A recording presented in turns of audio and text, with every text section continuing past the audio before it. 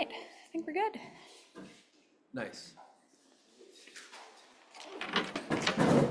On my computer. Oh yeah. Kyle, do you have the name tags ready? Oh, I can get it right now. Okay. All right, I put it away. No worries. That'd be great. Thanks.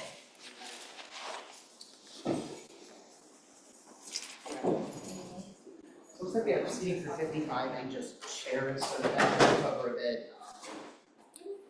55, okay. I think we have more than 50. I don't know. We'll see. I think it would be good to put out those extra chairs if that's not too much trouble, just in case. Thanks, y'all. Yeah, I can do that. You don't even deal with that. Oh, sweet. Yeah, you're right. Unless we're putting it in the back. Sorry. I thought we could line the edge of the room. Request for one. Yeah.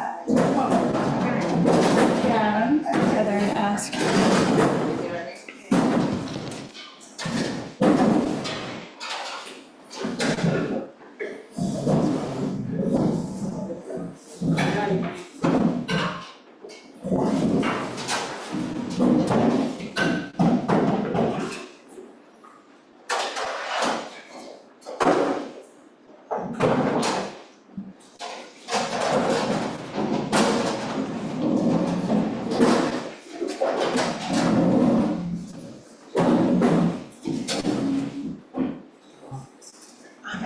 We have the noon as a start time, that's in mind? Yes. We need to go over there, we Okay. just forgot trays, but we're gonna go grab them and bring them back, but you can start now. Okay, thank you so much.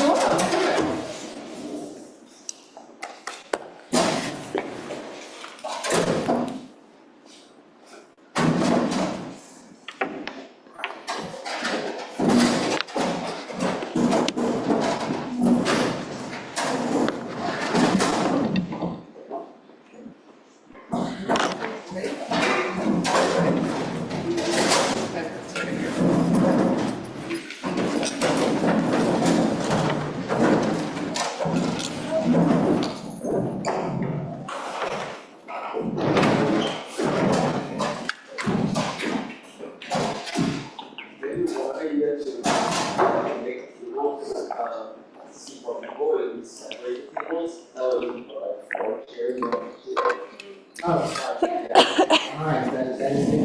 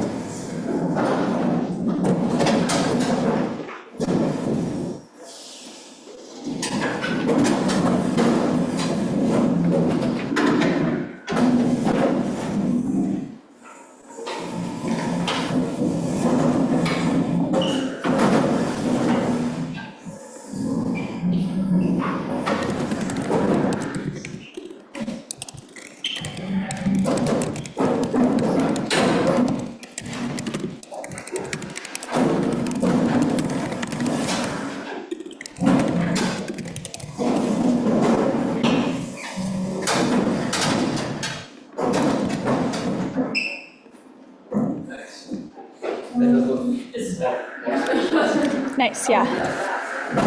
Very efficient. More.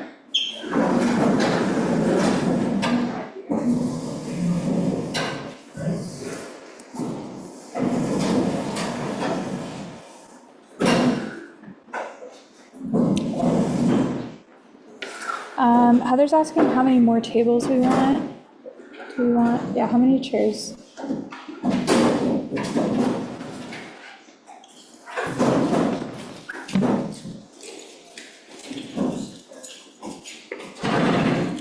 Awesome, thanks.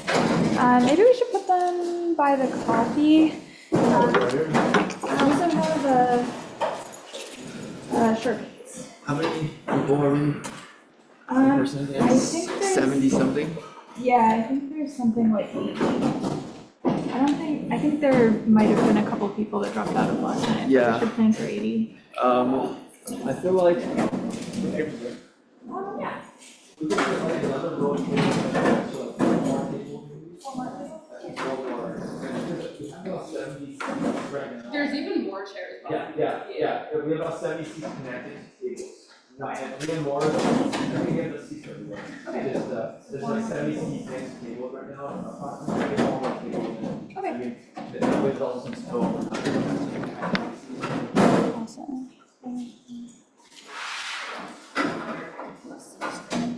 And there's an Is extra this table. being used? No. Go for it, take it. Yeah, and then if there's an extra table, we can always like move it around and use it for something else. Yeah, totally.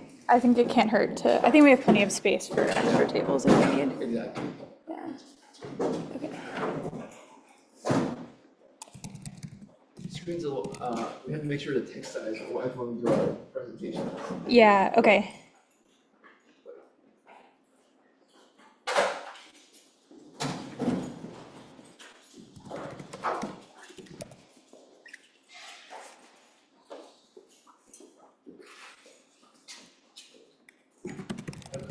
Okay, awesome. After there wasn't a final, I thought, but I don't really, the finals were like 6 or 7.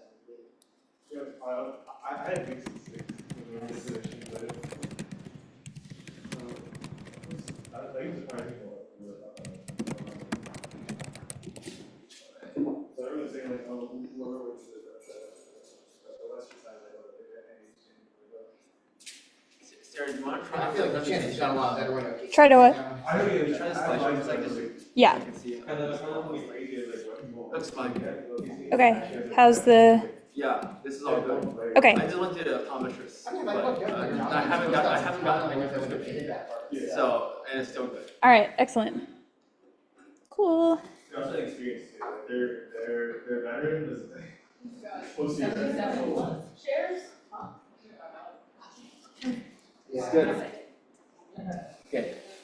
I think both of the other boys did that. Yeah, for I'm sure. patient and I'm only talking now. No, that's what I'm looking for, maybe we can trade experience, I mean, so. Yeah. Oh, swag. I like the next one. And we're gonna see the eight, right?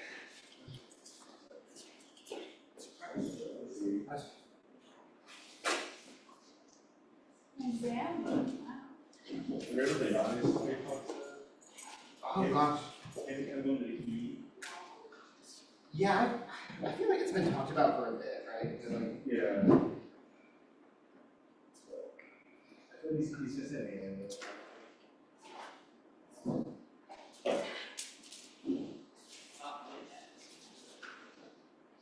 Oh, you don't need any? Yeah, we're doing make your own insights this year. So. Well, I wasn't sure if it was just for the students. Oh, no, or no, for everybody. that's for everyone.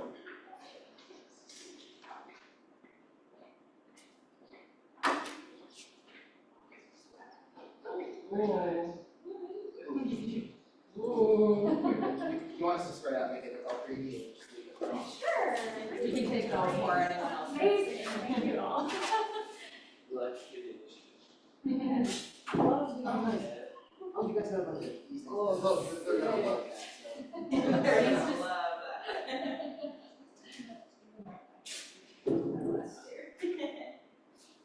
Last year, each cans were a limited edition, we had like 10 left, and then they were gone. Last year, I think it's just stickers, basically.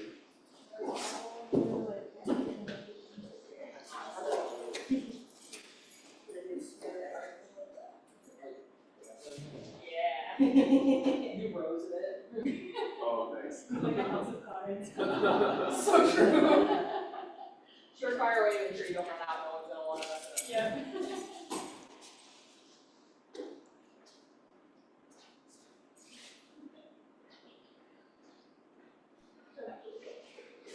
Oh, no, I Snag one.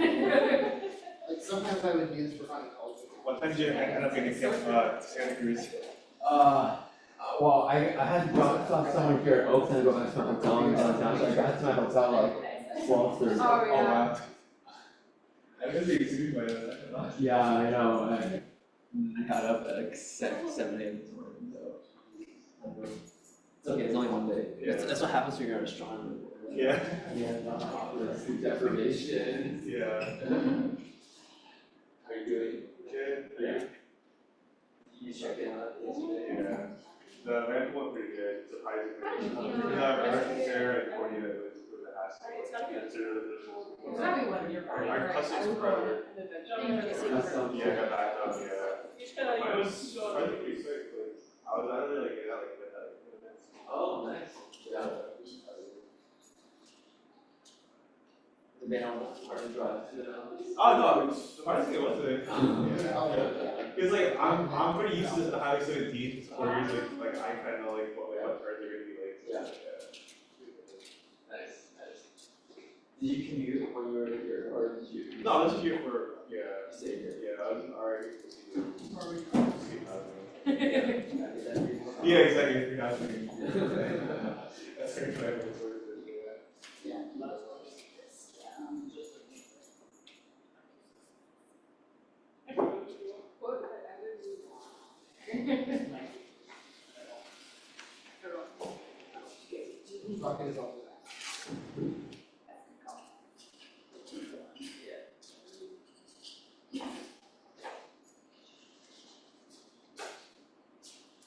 I have Heather's number now, and I have Juan's number, who's the AV Nice. guy, so I think we have enough emergency contacts too.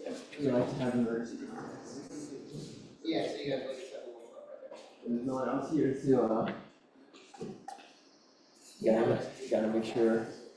We don't have William here when last week situated I outside know, the. yeah.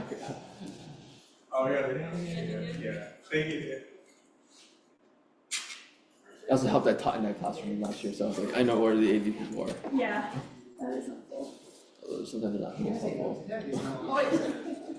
Yeah, I wasn't sure if they were just stacked somewhere. Let me turn off that noise. Yeah. There are. I should get on Zoom too. I'll get on after. Yeah, yeah.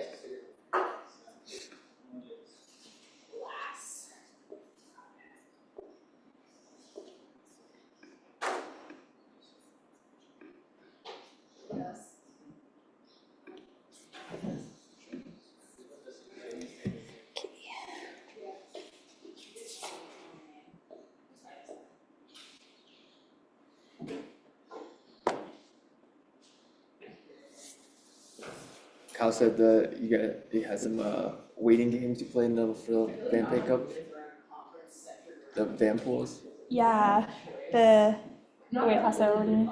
Apparently, she was saying some people it took a while to get people or something to get. Oh, yeah, I think different vans had different issues, because like, my van was fine, like I was able to pick everybody up at the Yeah. right time, Yeah. but then it took us a while to like,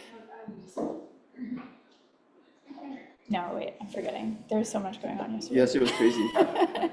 No, mine was 45 minutes late. Uh-huh. Okay, but I think it wasn't that people were, Yeah, I think people just got lost and kind of confused in the Uh-huh. airport, which is fair, because it's Yeah. a confusing airport. big airport. And then, 2 airports. yeah, but then I had to pass the van off to Ben, Uh-huh. and he went to the next one, Uh-huh.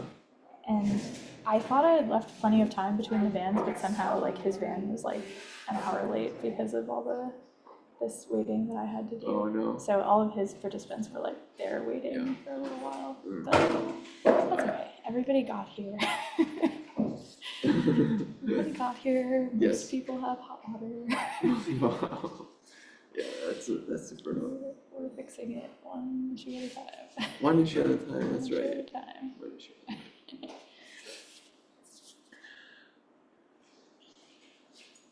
Yeah, Santa Cruz is a bit more remote. Yes, remote is definitely feeling the remoteness. Work on, what do you think starts? Is there anything else I should work on? Yeah, you guys are using them. You look good. Anything else you can think of? You think people are getting lost?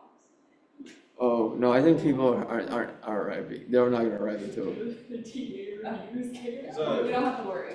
I don't think so. It's still early. It's still early. I'm assuming that they're dying probably. Yeah, it's kind of. Yeah, because the last few years we had people come for breakfast, but we didn't have breakfast this year, so they're all eating it, I guess. That was a good trick, actually. That was a good trick to make sure people were here. You're amazing, Kyle. We're going to finish. Yeah. I know, I'm working on the science, but do you want an interview with your coach, just like just 5 minutes? Just like 5 days, just so I feel like I deserve the goal of the wrong spot.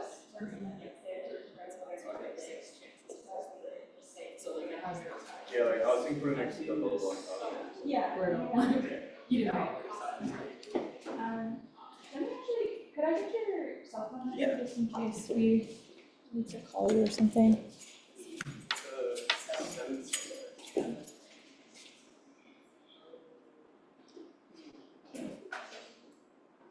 Hello.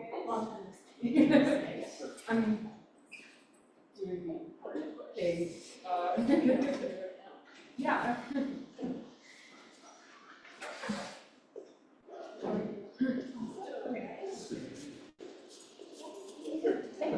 Yeah, so no, maybe. Okay, we'll do. You're going where? 1%. Oh my god. Yeah, okay, I was like, are they like your officers? Oh my god.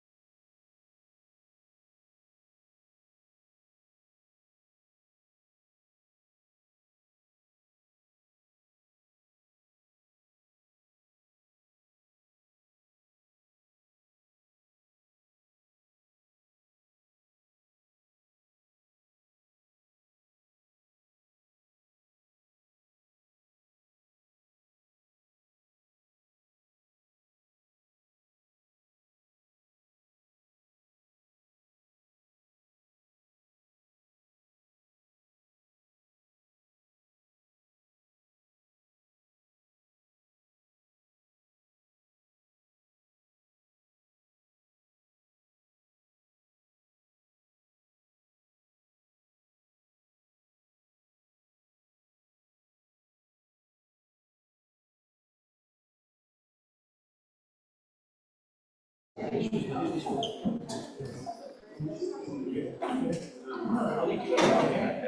that was a we're like, oh, it's gonna be coffee. Yes. We got 5 gallons of coffee. So we just have plenty of coffee. There was that era when we kept running out of coffee and Natalie 2 years ago, yeah. coming every like 6 seconds to refill coffee. Well, I don't know, the first year, they were like, oh, we'll make coffee in the coffee machine. It'll be cheaper that way. Yeah. Just drinking the coffee faster in the coffee machine, get pretty good. And then the year after, it was like, let's buy coffee. Yeah. I feel like conferences relying on coffee machines is like make it up. It's a tough proposition. Probably get started. I can let people. I mean, I'm just talking. Yeah. You just have to shout at them. Yeah. Okay. All right, everyone, we're gonna get started. If you're grabbing coffee, please feel free. We're just gonna I'm just gonna go through some intro stuff for the first 40-ish minutes. Welcome to Code Astro 2026, everyone. We're so excited to have you here. This is my favorite week of the year, and it's the 7th year of the workshop, so it's grown and changed a lot. It somehow manages to still be really chaotic every year, so we're very excited for the chaos too. So if you can find your project groups, try to sit with them if you're in person right now. Otherwise, at the first break, we'll give you a chance to also try to find your project groups. All right, so I want to start off with a little bit of motivation of why does this workshop exist. So most astronomers have no formal education in programming, including many of us, meaning the instructors and the TAs in the room. So this is bad for astronomy as an endeavor. It causes bugs in code, poorly documented or hard to read code that isn't reproducible, and inefficient code. But beyond it just being bad for the field of astronomy, it's also bad for us as individuals. Every year, Jason and I read applications for Code Astro, and a really common theme that comes up year after year after year is, I feel really bad, I feel behind, I don't feel like I can program at the level that I should be able to, given where I am in my undergrad program, PhD program, professorship, etc. So this is a very big problem in our field, but it's also a very fixable problem. So you don't have to major in computer science to learn to write good code. So the point of this workshop is to try to help you develop the habits of excellent software developers, so you have that confidence to go back into your research life and write good code. So I want to start off also with a land acknowledgement. So the land on which we gather here in Santa Cruz is the unceded territory of the Awaswas-speaking Yupi tribe. The Amamutsan tribal band, composed of the descendants of indigenous people taken to Mission Santa Cruz and San Juan Bautista during Spanish colonization of the Central Coast, is today working hard to restore traditional stewardship practices on these lands and heal from this historical trauma. If you want to learn more about the land acknowledgement or about Santa Cruz, you can check out this link here. All right, so the goals for this workshop overall are, by the end of this workshop, you'll be able to use the language of software development, develop and release an open source astronomy package from start to finish, and write code that follows best practices of software development.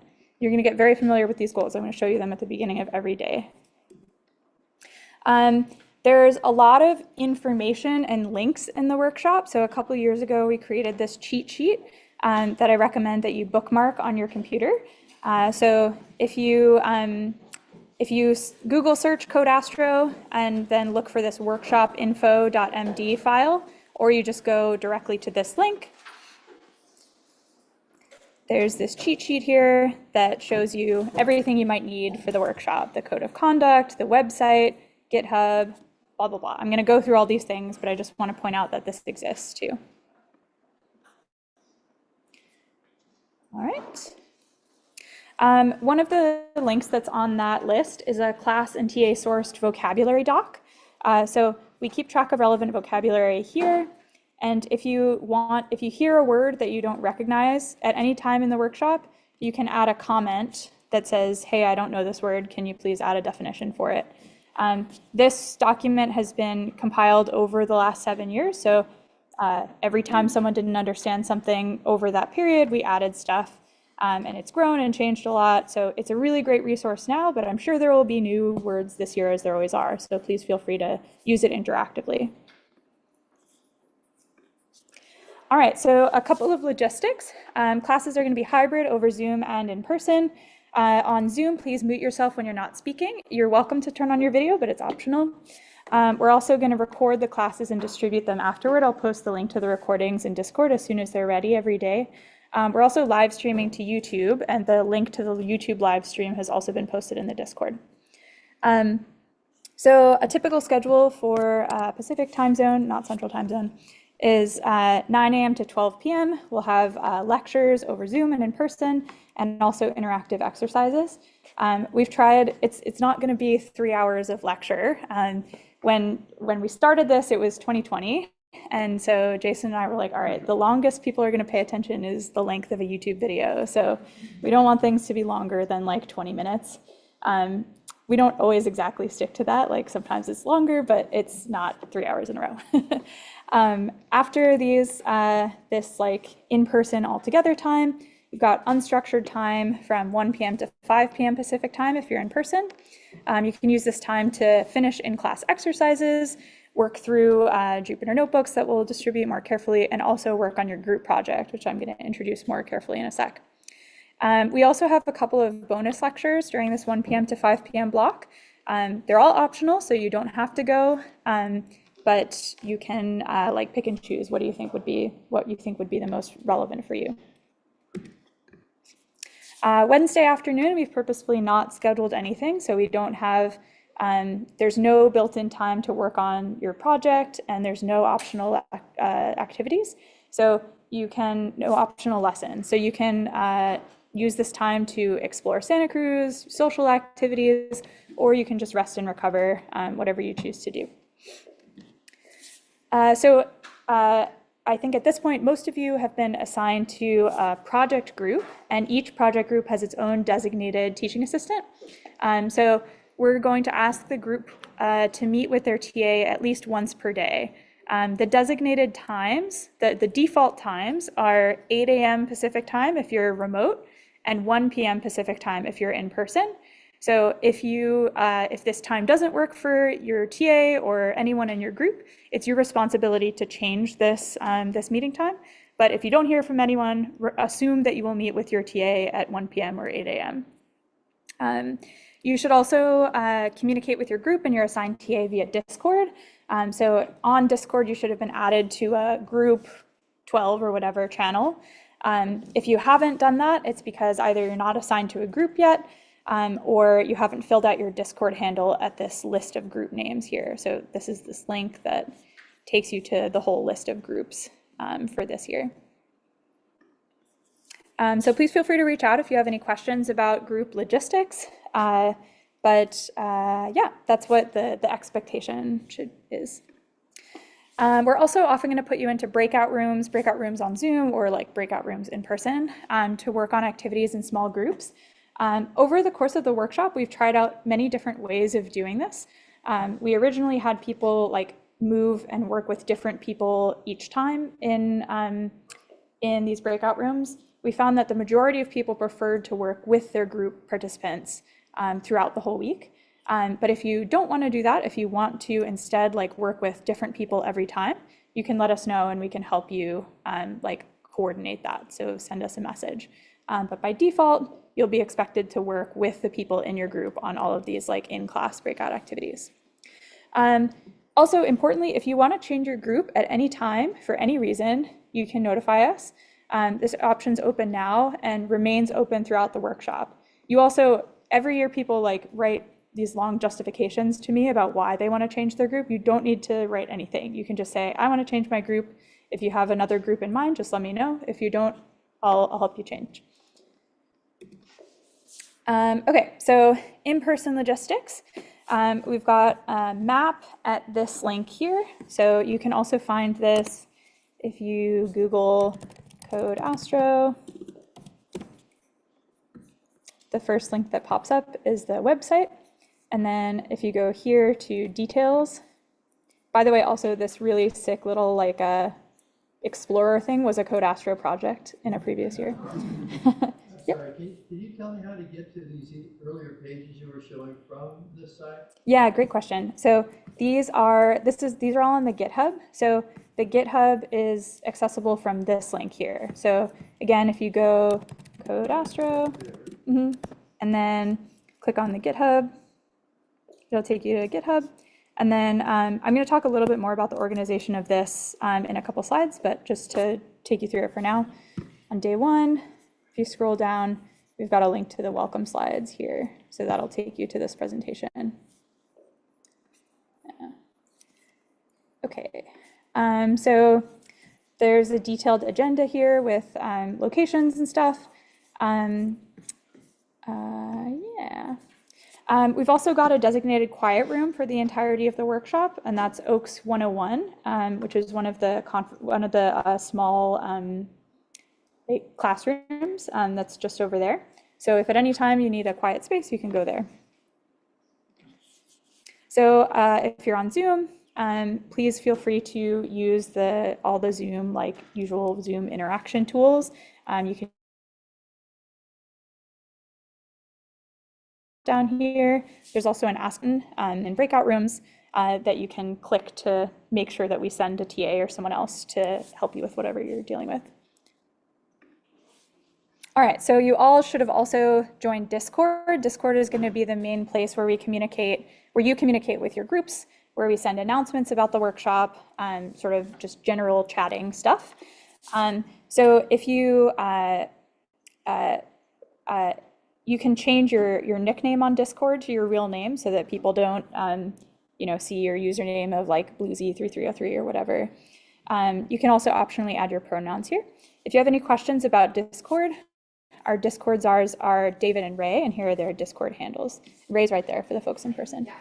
So if you have Discord problems and you get changed for group stuff, come find me. Thanks, Ray. We also have an anonymous feedback form. This is different from an also anonymous feedback form that we'll send you at the very end of the workshop to see how everything went overall. This is totally optional, but you can fill this out as many times as you want, as like every day or multiple times a day if you prefer. So our goal is that we want a continuous stream of feedback about how things are going. So this can be anything from like, I feel uncomfortable for XYZ reason to like, hey, the lights are too bright. Can you change the lights? And people in the past have used this very well, and we've been able to like adjust locations of things, distractions, all that sort of stuff in basically real time. So we really encourage you to use this feedback form. And I'll remind you about this once a day. All right, so I talked a little bit about the website and the schedule already. So the two main primary links for the workshop that everything else is linked from are the course website. So that's the one that I got to by just Googling Code Astro before. There's the complete schedule. We actually aren't doing office hours this year, so never mind about that. And then the course GitHub, which you can also access from the website. You can also access the website from the GitHub. All of the course materials are here in the GitHub. They're organized by day of the workshop. So today's day one, so all the stuff that we're going to be doing is in this day one folder. There's also a README in each day's folder with project goals and lecture materials. So that's sort of like the place to start for like what we're going to do on a given day. So just to orient you there again a little bit, organized by day, we go into day one. If you scroll down, you'll see the README. So you can see the project goal for today, the learning objectives for today, and then all the useful links. So that'll be like lecture materials and stuff. The README is also here. So if you want to see it by itself, you can click on it.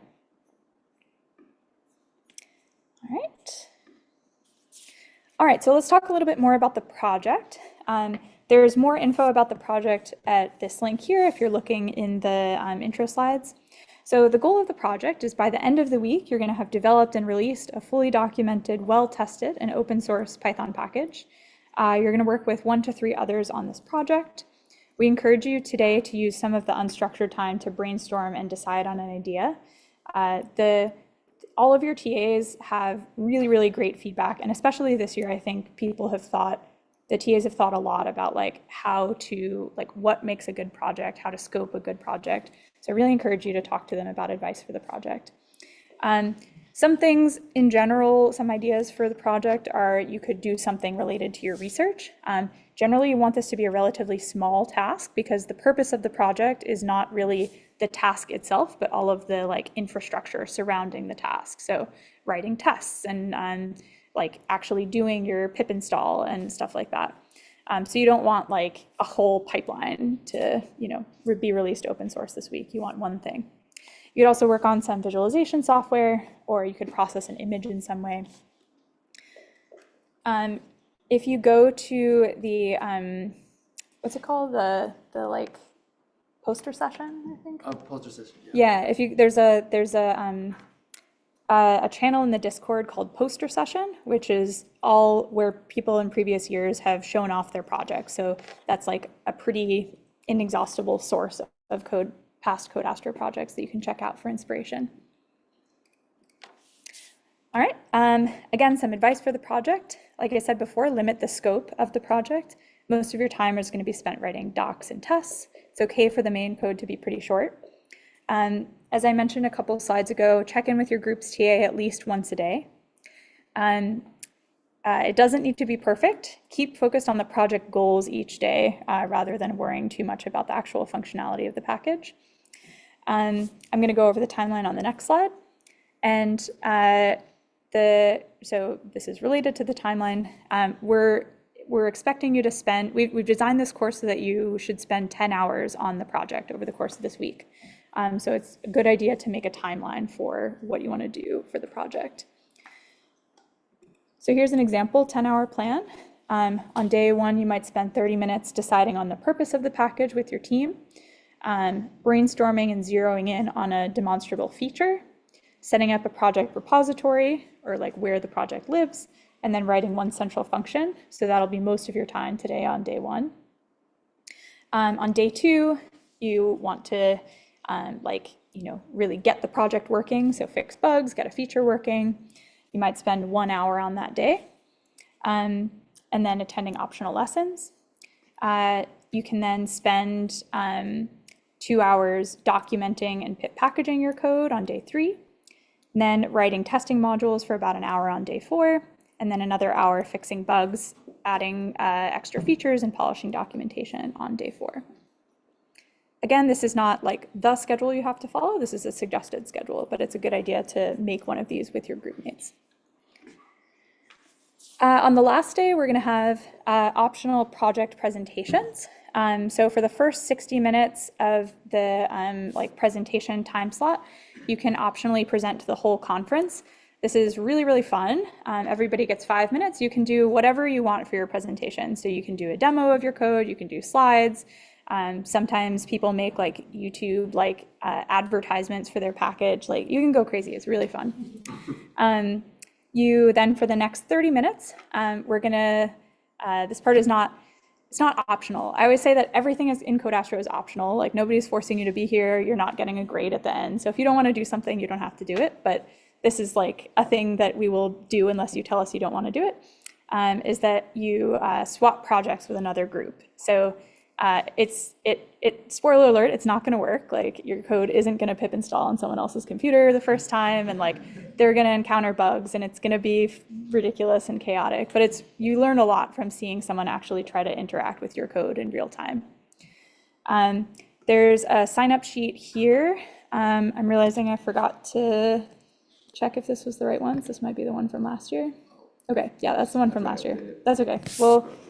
So don't go to that one. We're going to remind you about this on Thursday, about the project sign up, so don't worry about this now. Okay, I also want to give you some advice about how to work in groups. I'm a person that when I was in school, I really didn't like group work, and I kind of just took my computer and would squirrel myself away and be like, I'm going to do this thing, and you guys work on this other thing, and at the end, we'll put everything together. My best experiences with group work have been working with Jason. When Jason and I wrote Orbitize, we did it using this pair programming paradigm. And that was sort of the first time in my life when I was like, oh, okay, I understand why group work can be helpful. So we want you to try to use this pair programming paradigm this week. If It's probably going to be difficult at the beginning. It'll take like a day or two to get used to it, but I really encourage you to like push through that discomfort and try to like get this to work out. And I think by day 3 or 4, you'll find that this is actually really helpful. So how does pair programming work? One person's the driver who's actually going to be typing code. And then the second person is the navigator who watches what gets typed and offers directions. So the driver is thinking more about like small scale stuff. So like having the right syntax and making sure that the code actually works. The navigator is going to think more big picture about like the overall functionality of the code and like how this piece of code is related to other things that you're doing. The key is that you want to switch back and forth on some regular time scale. So for example, you could do this every 10 minutes and set a timer so that you switch off. You could also do it like we're going to write 4 functions. We're going to, I'm going to be driver for the first function. You'll be driver for the second function. In 3-person groups, 2 people are navigators, so on and so forth. If you have a 4-person group, 3 people are navigators. But generally, we try to keep Code Astro groups small for this reason. We want people to practice this pair or triple programming paradigm. If you're working with people over remotely, we encourage you to use Discord or Zoom to share screens. We're going to talk about Git a lot later today and tomorrow, but in general, it's totally fine to code separately. Especially later in the week, you're probably going to end up like taking your computer and doing some code on your own.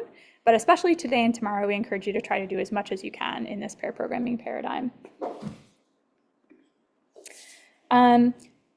Another set of tips and tricks that we've figured out over many years of trial and error is when we assign you a task for your breakout room, there are 2 things that really help you to not like panic initially when you're like, okay, I have a new thing to do and I have these 3 people to do it with. One thing to do is to assign roles for each participant, and we're going to remind you to do this. We're going to give you explicit instructions about like make sure this person is the driver, this person is the navigator, etc. But if we forget, do it yourself anyway. And then the other thing is to take the first 10 or 15% of the time to think individually. So you don't need to jump into talking about it with the group right away. It's totally fine to take a little bit of time to think on your own and then go into the group discussion. And again, we're going to try to remember to tell you to do this, but also please do it yourself if we forget.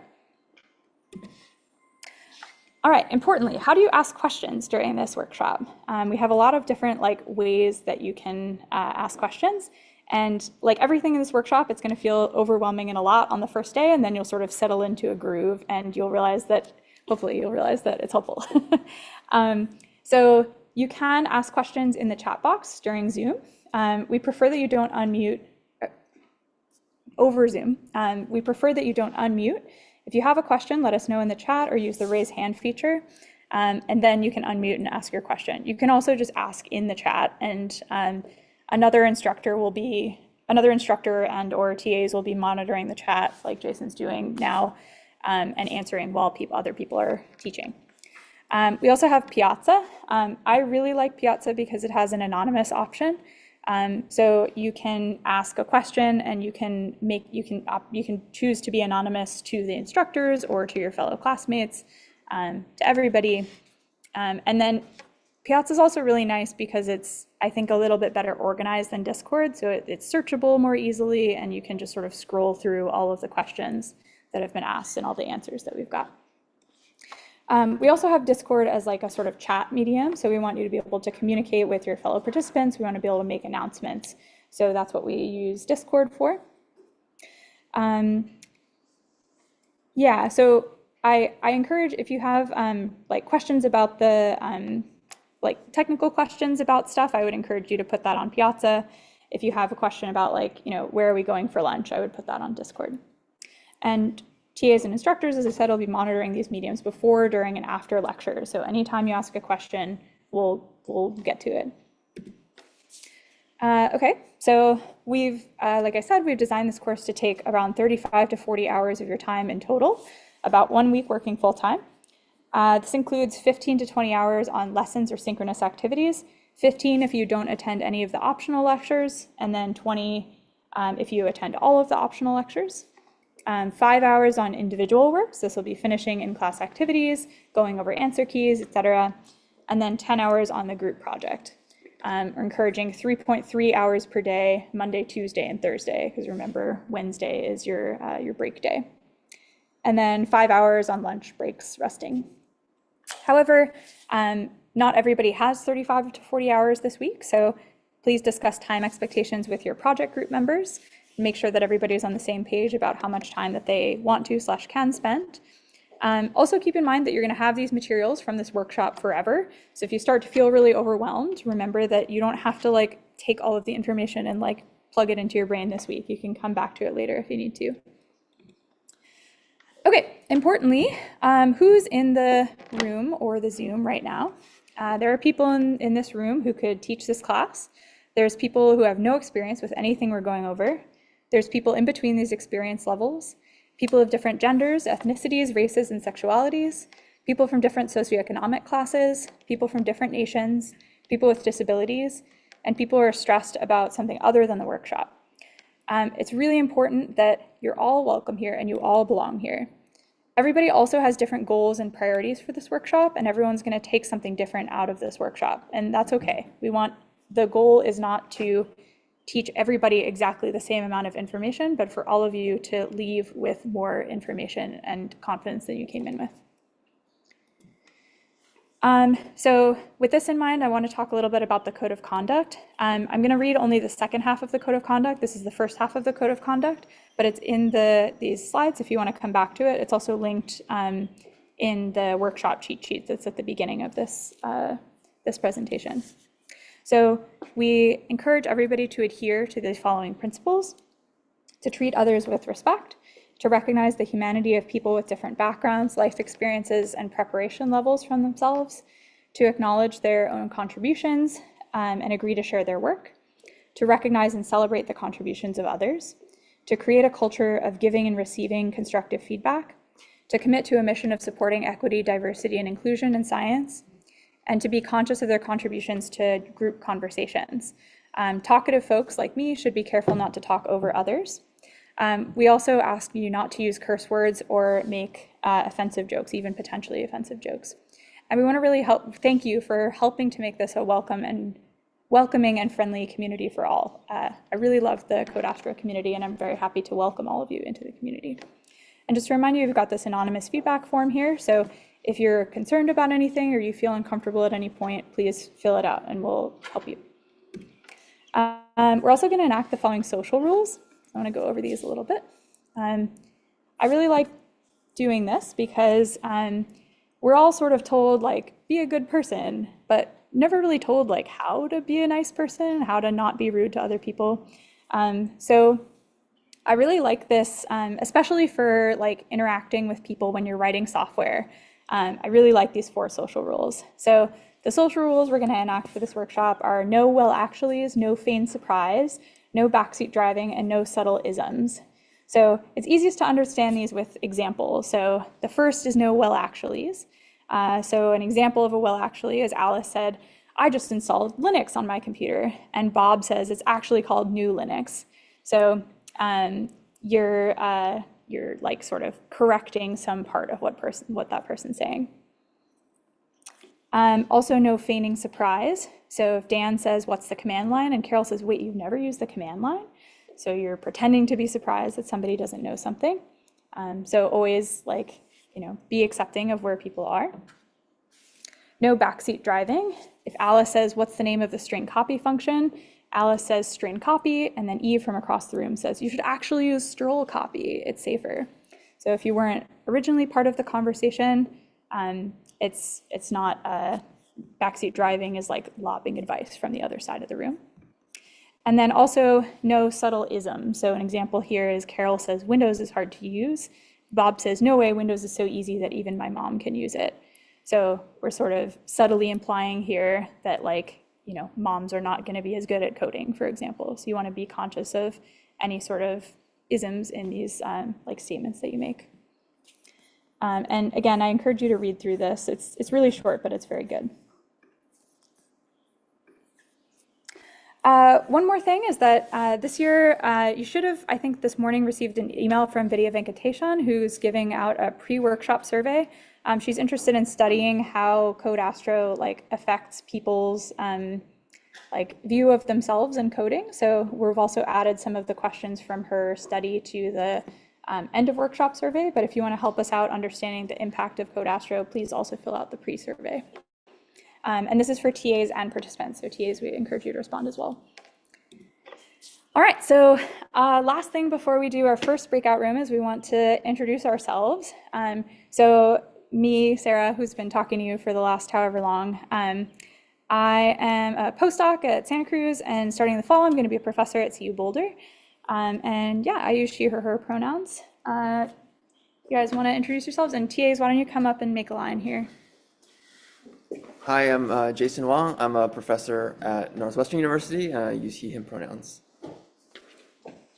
Hi, everyone. My name is Matt Hosick. I use he, him pronouns, and I'm an assistant researcher at UCLA. So great to be here and see everyone. Yay. All right, let's see. All right, Ray. Hi, I'm Ray. Here, wait, Ray, do you want to be on the camera? Come in front of the camera. Hello, Zoom people. Hi, I'm Ray, she, her pronouns. I'm currently a postdoc at NASA Goddard. Yeah, is there anything else to say? Great. Oh, I'm also in charge of the Discord. So if you run into any problems of not being able to access your group or you change groups, please get in touch with me. I'll fix it. Thanks, Ray. Kruthi, you're online?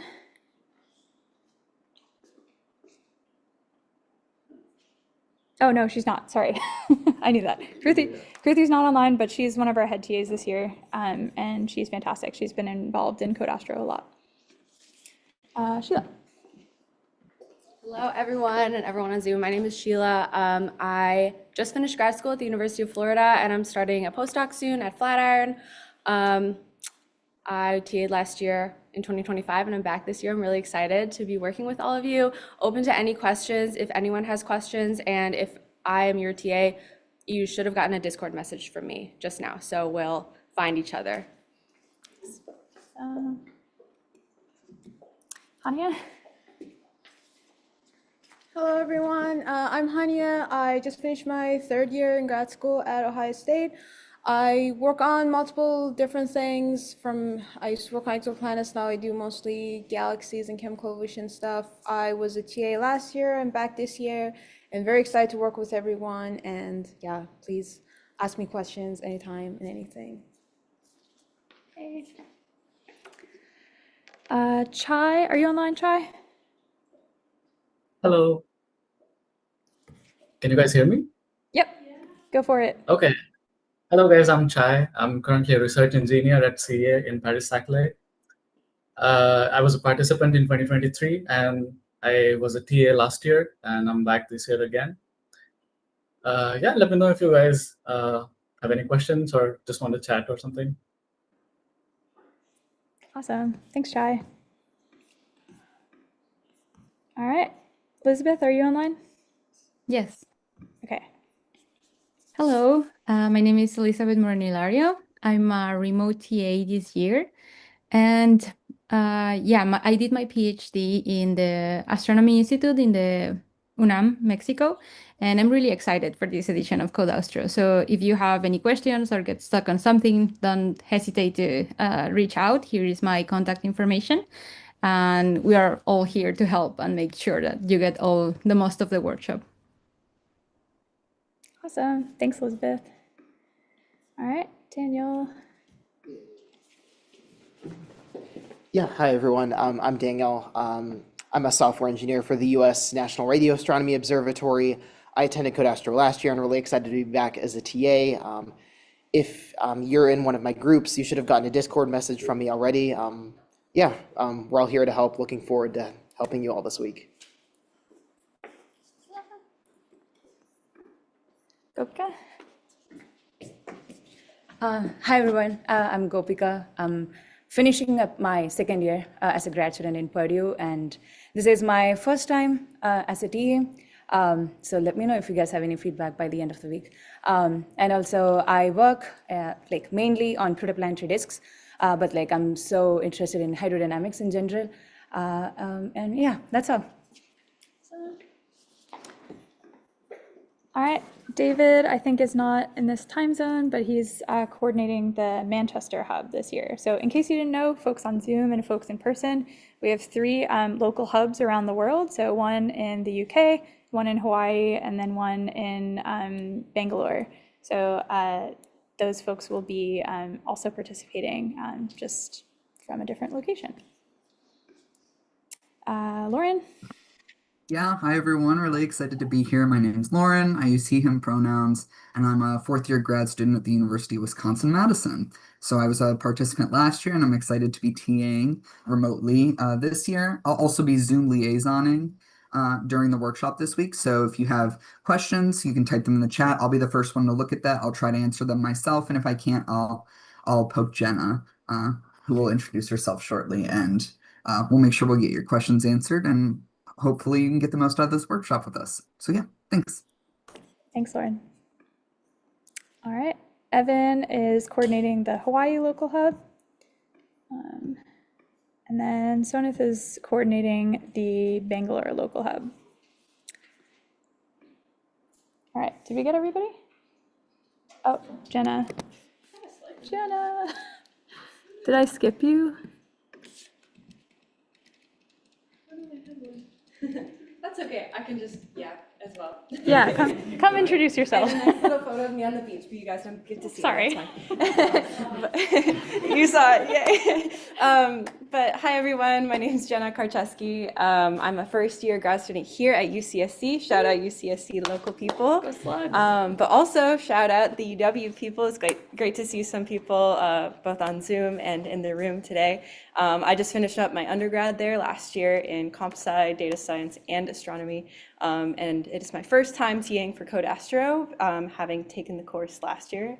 I loved it so much that I'm back now as a TA, and I'm excited to meet and work with you all this week. So, yay!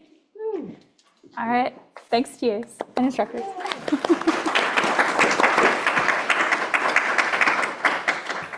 Yay. All right, so we're now going to do a 5-minute, our first breakout. So as a reminder, we're going to encourage you, at least at first, to do this with your project groups. So some part of this might be like everybody finding their project groups. But once you find each other, say your name, your career level, your research area, and then talk about how do you feel about coding and what are your goals for this workshop. So in-person folks, go for it. I'm going to open up the breakout rooms for folks online.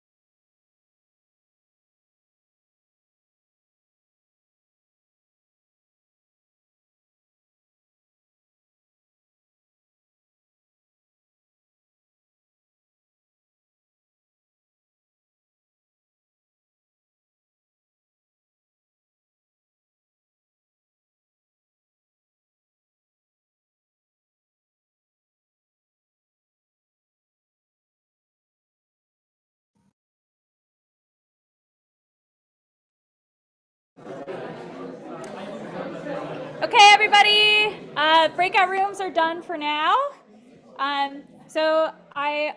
Before we take a brief break, I just want to share with you the goal. Oops, sorry. I want to share with you the goals of today's activities. So at the end of today, you're going to be able to identify which development environment is most appropriate for your programming task, decide when and how to design software using functional and object-oriented paradigms, use Git to contribute version-controlled code, and depending on timing, either today or tomorrow, define Git flow and give examples of the advantages of Git flow. For the project, your project goal for today is to decide the purpose of the package and to write one central function or class and put it on GitHub. So an example, say me and my partner are working on a package that plots the most likely galactic orbits for a user-specified subset of the Gaia catalog.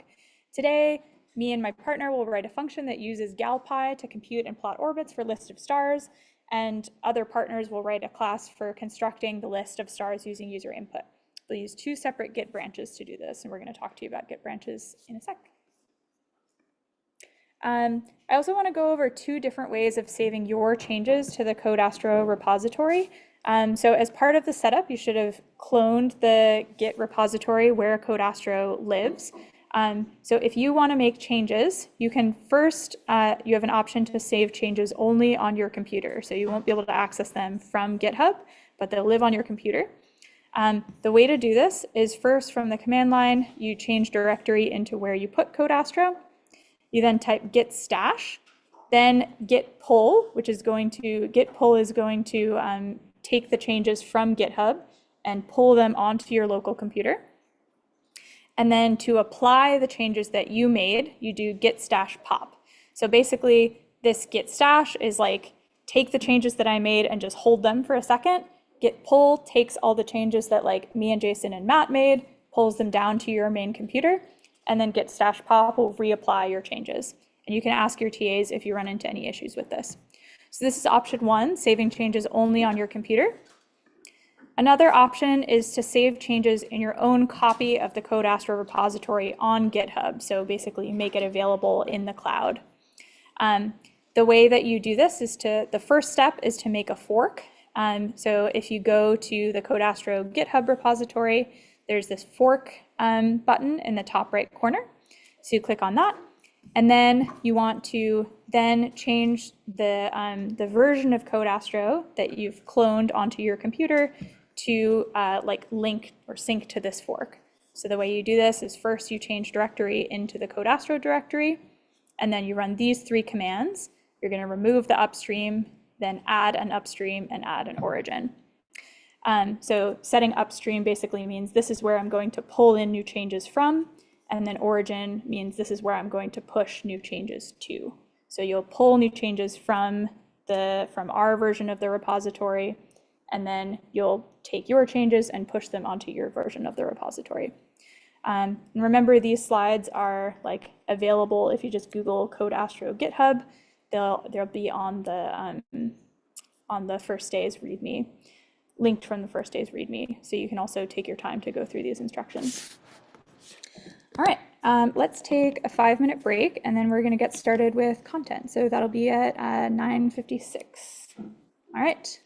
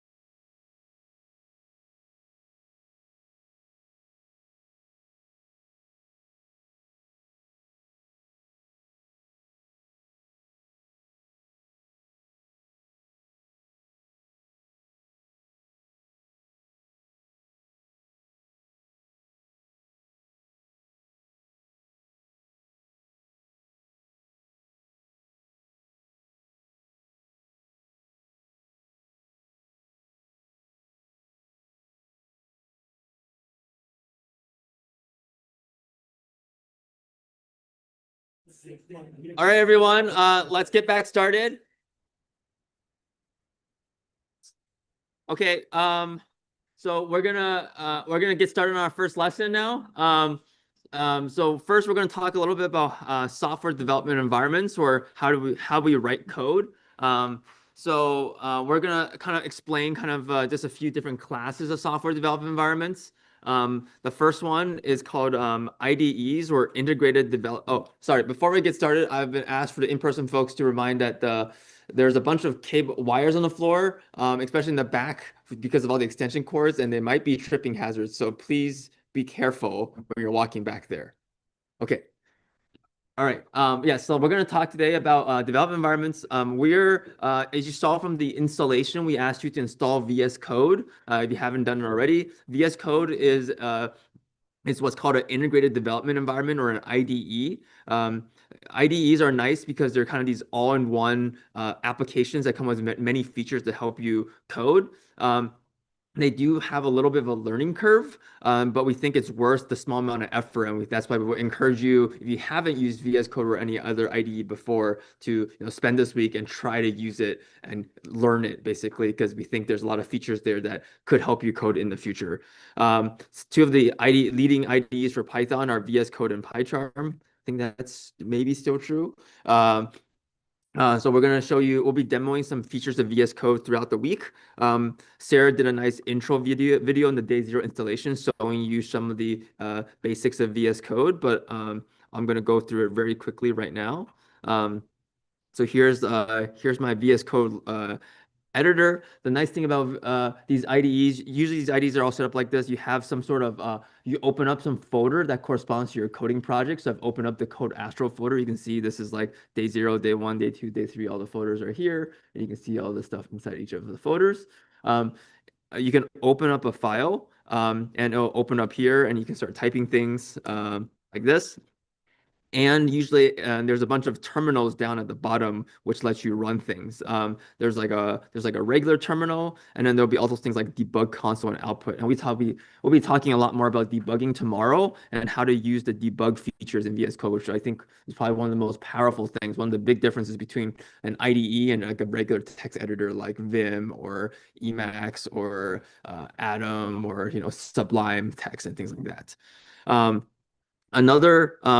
Another nice thing about these IDEs is, again, these are things that sometimes is a little bit annoying to set up in the very beginning, but we think it's worth it, is you can hook it up to your Python installation. So I've hooked it up here in the bottom right corner to my Code Astro Conda installation. So I'm basically, when I open up the Code Astro folder, it knows that I should always be using the Code Astro Conda Python install, basically.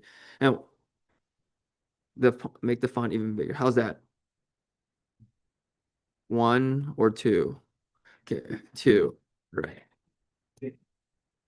Okay, good. So once I've hooked it up to the Code Astro Python environment, which I guess you'll practice tomorrow probably at the latest. I can do things like array equals to numpy dot something, and it will start giving me suggestions for what kind of functions I should have. And I can do something like this. I want an array. And it also comes with kind of what's called linting. Linting is basically like spell check for programming. So like if I misspell a word, you'll see, like, a misspell on a variable, you'll see that it creates this little squiggly line, just like how you would in a text editor, being like, hey, this thing's not defined. You have some sort of typing error here. So these are some of the nice features that come along with helping you code, and using it will help you kind of mitigate the number of bugs that happen as you are coding. Yes, debug mode is probably one of the most powerful features of IDEs, and we'll be demoing that tomorrow, and showing you why this basically saves me so much time in debugging. But it's a little bit of a pain to set up, but that's why we're gonna go through that pain tomorrow together, and hopefully you'll find it to be useful. And there's also integration with other things. You can install VS Code extensions, and different extensions let you do different things. There's a Git integration that lets you integrate with source control and things like that. there are other integrations that we aren't going to demo here, but we've provided resources for where you can search for them online. Things like SSH integrations is probably one of my favorite features of VS Code is being able to, any machine you can SSH remotely access, you can open up a VS Code on your laptop as if you're SSH into that machine and basically type and edit code in that and run and debug code on that machine as if you were on that machine, but on your laptop. Um, um, there's yes, and we provided a link to instructions there. So if you work over SSH and you've never done this before, I encourage you to check it out. It was game changing for me. All right, so that's one kind of environment, which is IDEs. Another one are these Jupyter notebooks. A lot of the things we're teaching you today in Code Astro will be in the form of Jupyter notebooks. Jupyter notebooks are nice. They're a combination of code cells, so actual code cells, and markdown cells, these text cells like you see here. They're very useful for things like writing tutorials, and basically like, writing text and having diagrams and then having pieces of code alongside of that. It's also good for kind of playing around with things, running and rerunning one cell at a time allows you kind of play around with the code, understand how it works. It's useful for things like plotting, solving a problem, because you can think of like a document. You basically are producing a document that shows how you produce that plot in the end. There are some caveats with Jupyter notebooks. You should, we don't recommend you to code exclusively in Jupyter notebooks. One of the things is that the output depends on the order that cells are run or rerun. So just for example, I have to start a session. Let's see if this works. So I give you I equals to 1, run anyways. And then I do another plus equal to 1 like that. And then I do another cell that's print I, right? So this will print out 2 right now, but if I decide to run this cell 3 times, and I run this cell once, and I run this cell another 4 times, like what is the output of this third cell? It's it depends on the order of which I just clicked a bunch of things. And that's not very good for reproducibility. It's actually hard for debugging sometimes, especially when you're running very complicated code. You're like, oh, I have to run cells 1, 2, 4, and then 3, and then 5, and then 10, and then back to 4. So this is not really good for reproducibility. So it's good for playing around with, but you don't want to always do everything through this.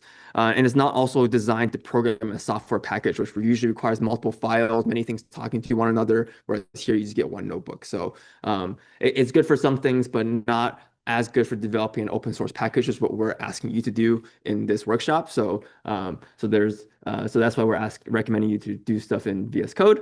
And then there's also the plain text editors. These are kind of some of your, I mentioned your old school editors. We generally recommend against doing large amounts of programming in them. As I find now, at least, I write code with a lot more bugs when I use them. And one of the main reasons people in the past use these plain text editors is because they had to SSH into a machine and edit scripts on that machine and run them. But now you can use VS Code over SSH, so we recommend to do that basically whenever possible. Also, we're now in this workshop's been around for 7 years, and every year we've been evolving quite. The coding technology is evolving quite rapidly. Generative AI has launched in the middle of Code Astro, so we've kind of had to adapt things for that, but not a lot. Both VS Code and Google Colab come with AI tools. You might have saw that when I was demoing the Colab. It was like, do you want to generate code here? Basically, since all of our answer keys are flowing in the internet, and now generated AI models are pretty good at solving some programming problems, they basically know the answers to all of our activities. So we're basically, for the purpose of learning, it's not about getting the right answers. It's about you guys understanding how to do this. So we're asking you to turn off these AI tools for the purposes of the Code Astro lessons, because otherwise, Colab will just give you the answer without you even looking. I've tested this. So how to turn off? So in Google Colab, AI autocomplete is oftentimes on by default. To turn it off, you got to go to the settings bar over in the top right corner. You go to AI assistance, and then you have to turn off show AI powered inline completions. as long as you turn this off, it should not just auto-complete and prompt the solution for you, because we'll be giving you code blocks and asking you to kind of work through them yourself. And the goal is to work through them yourself so you understand, conceptually what this is doing, and then that way you can build your own understanding of these things. In VS Code, GitHub Copilot is disabled by default, but if you've enabled it, you can turn it off by clicking on the Copilot logo in the bottom right corner, or clicking on the settings button down there. So I'm not going to demo that because I didn't practice that, and that means that it's probably going to go wrong if I try to demo that right now. We're not, and then we'll have an optional lesson later today about vibe coding and our thoughts about vibe coding. But for the purposes of the in-class materials and the lessons, we're asking you to turn this off because otherwise, I don't think you'll learn anything. Basically, you'll just see the answer immediately. Okay. So that's everything on kind of development environments. Everyone will kind of develop their own preferences and styles, and we're just asking you all to give VS Code and IDEs a try if you haven't given it a try before this week. Okay, so we're now going to move on to our kind of first, our next lesson, which is talking about some programming paradigms. We're not going to talk about everything in software development. There's way too many things to talk about, but we're going to focus on kind of one thing, which is like a structural thing about how you structure code. And this is object-oriented and functional programming. So here's our first meme of the workshop. So this is our memes are now vintage because they were made in 2020. We have some new ones. We have some new ones, but a lot of them are vintage memes now. Open issue to update the memes. Yes, so you might have heard about object-oriented programming. You might have heard people be like, oh yeah, we should write this in object-oriented programming. So like, what is object-oriented programming? Why do people like it so much? So object-oriented programming is centered around classes. That's kind of the object-orientedness. Object-oriented means like we've centered our programming around classes. We structured our code around this concept of classes. Classes organize variables and functions into a single object. So for example, let's say we're making a class that controls or monitors the state of a telescope. That telescope class could have functions like telescope.closeShutter. So that's a variable that belongs to the class. And it can also have attributes like telescope.current target. It's like the current star that we're looking at with the telescope. Objects can be useful to track state, which is very useful for modeling many things in our world because the things in our world kind of have some inherent properties and they change with time. So for example, telescope that current target will change every time we move our telescope to look at a new star. That's something that's nice about this object-oriented design that we have here. Classes can also have inheritance. Inheritance means that it can take fields or functions from a superclass or a parent class. That's kind of programming lingo for kind of a class that it inherits properties from. It is useful for reorganizing or reusing code. So say we have this telescope class that has things like closed shutter and current target, but then we can also create a subclass that's called the space telescope class. The space telescope is a subclass of the telescope class. It also has the closed shutter and current target attributes, but it might also have specific functionality that doesn't apply to all telescopes, such as an attribute that's distance to Earth, right? For most telescopes, we don't really care about the distance to Earth, but for the space telescope, we might care about the distance to Earth. So our diagnostic notebook has some basics on the syntax of these things, but this is just getting you thinking about, this is how this is kind of the purpose of object-oriented programming, is to kind of center things around classes, center things around the state of classes. So like state changes, lots of things in our state and states of particles, states in physics change. So we are using that to using the classes to track the changes of the state, and using that dynamically to basically structure our code. So I think we can keep rambling more on and on, but I feel like the best way to kind of do this is kind of just to do some object-oriented programming. So this is going to be your first breakout group activity. So your activity is to build. We're going to go through this kind of painfully line by line, just because it's the first one, and in the future you won't do this. But your goal is to build a gravity simulator. So you've seen like 16 code text blocks of Markdown in this notebook, but here's your first coding block. So we've built this this free fall gravity simulator in this object-oriented paradigm kind of structure already, but it's up to you to kind of fill out the rest. So there's a particle superclass. So this is just a particle that can move in 3D. Currently has nothing in it, but it exists. And then we have this subclass of particle, which is called free fall particle, which is a class to simulate a particle falling due to Earth's gravity starting from a stationary velocity. This free fall particle has a few methods. One is this method called underscore underscore init underscore underscore. This is the method that always gets called when you create a new instance of that class.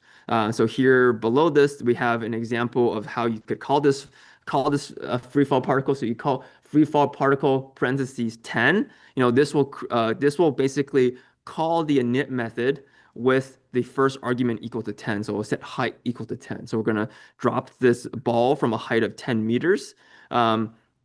And you can see that this init class does some things. You can go through during the breakout groups and read through what it does in detail. It does, I'll just say it does essentially two things. One is that it initializes its parent class. This is always the first thing you generally do when you create a class, is that if it inherits from a superclass, you first initialize the superclass. So this initiates from the particle class, so we first initialize the particle superclass. That init function does nothing, so it doesn't really do anything, but we generally always do this.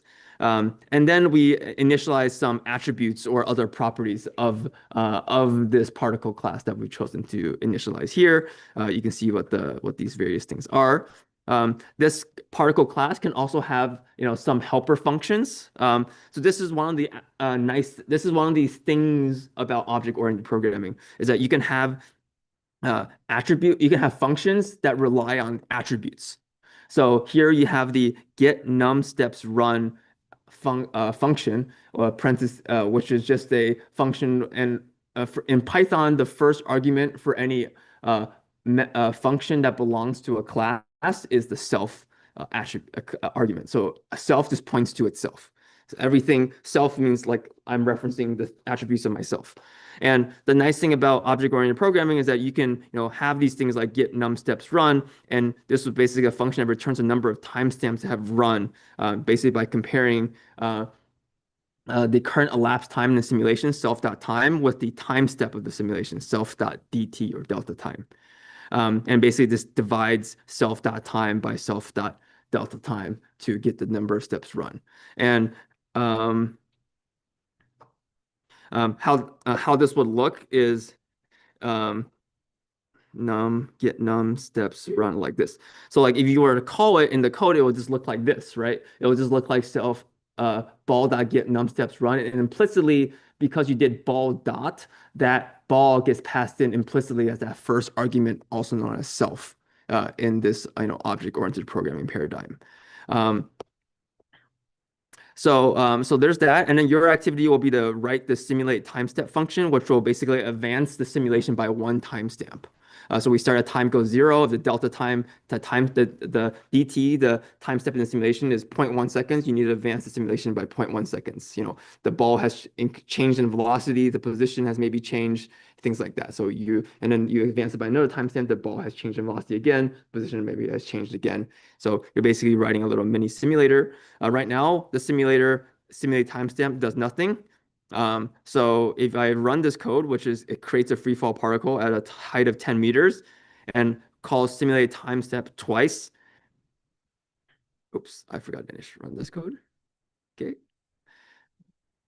You'll see that, it's printing out the time and the height, and it always prints out the time as t goes 0 and the height is 10 meters because nothing has happened this whole time. Okay, so your goal is to make this simulator work. You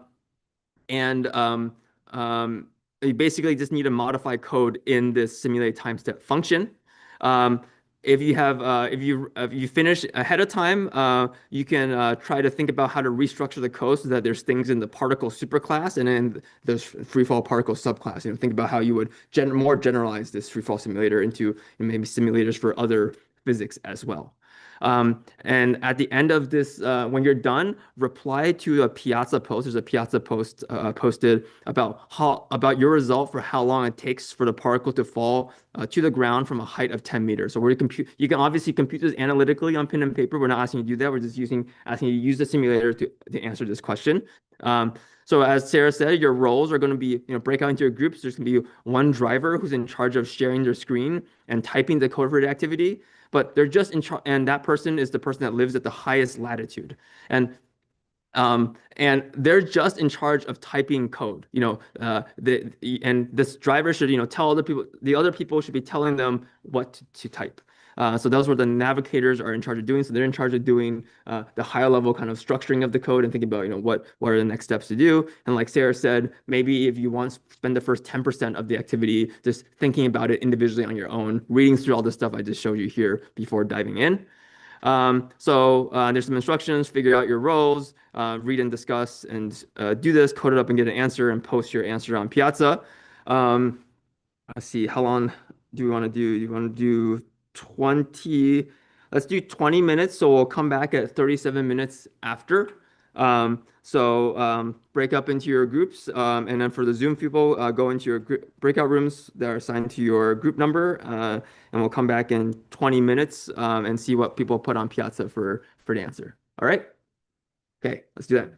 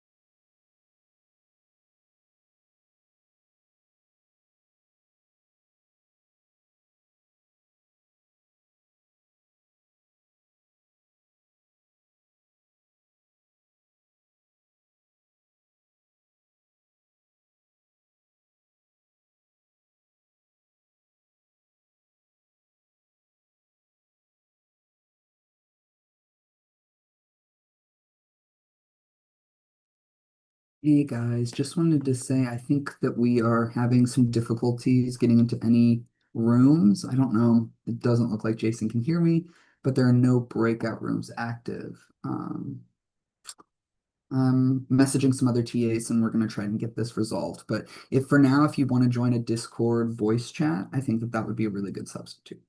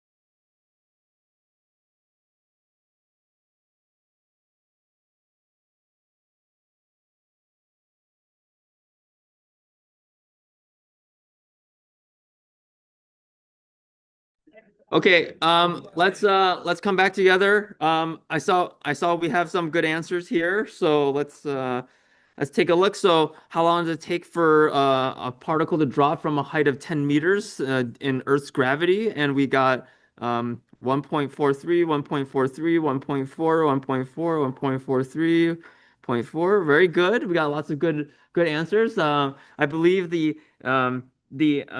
analytical answer, assuming exactly 9.8 meters per second for the Earth's gravity, is 1.429 seconds. So we did pretty good with our free fall gravity simulator.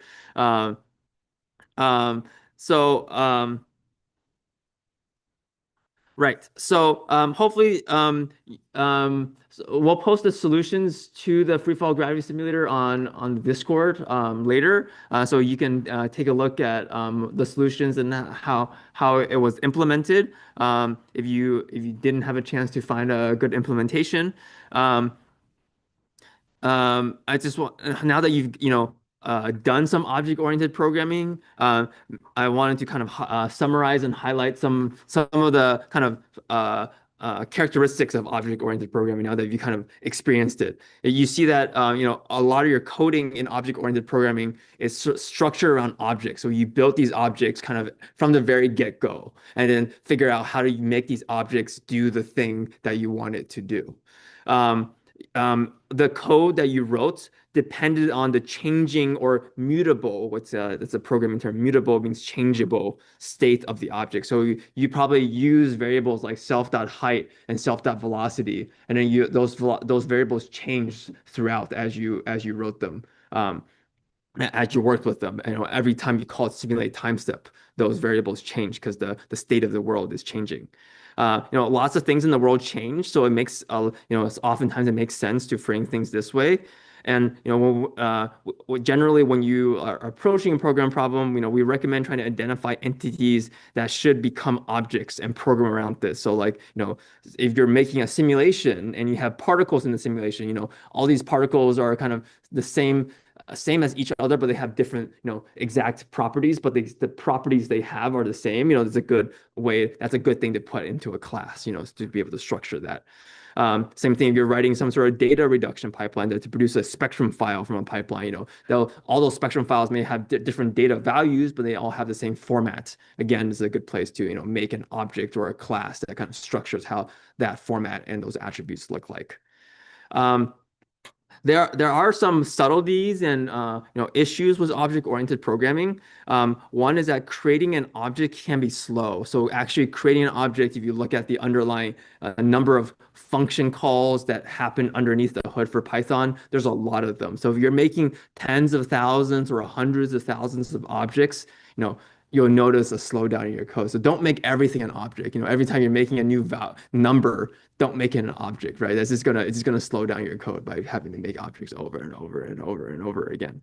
One of the other kind of caveats to object-oriented programming is inherent to it, object-oriented programming, is that object-oriented programming can be more prone to bugs because an output of a function depends both on the inputs of the function and the current state of the object, which is implicit. So like you could have a function that has some arguments, and that function takes those arguments and takes the current state of the object to produce some output. So that's two inputs, one of which is not like clearly documented when you're calling that function. It's implicit in the state of the variable that you're using that creates the output. So because of this, sometimes it's harder to debug object-oriented programming code because you're like, I'm calling this function and passing this argument. Why is it producing this? It's because, oh, there's this other secret setting or secret attribute that's being used in this function that causes something to change.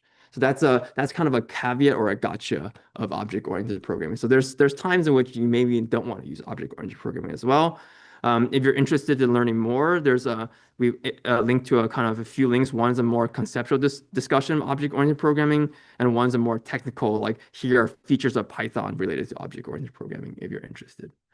We'll also briefly talk about functional programming. So this is our second vintage meme of the class.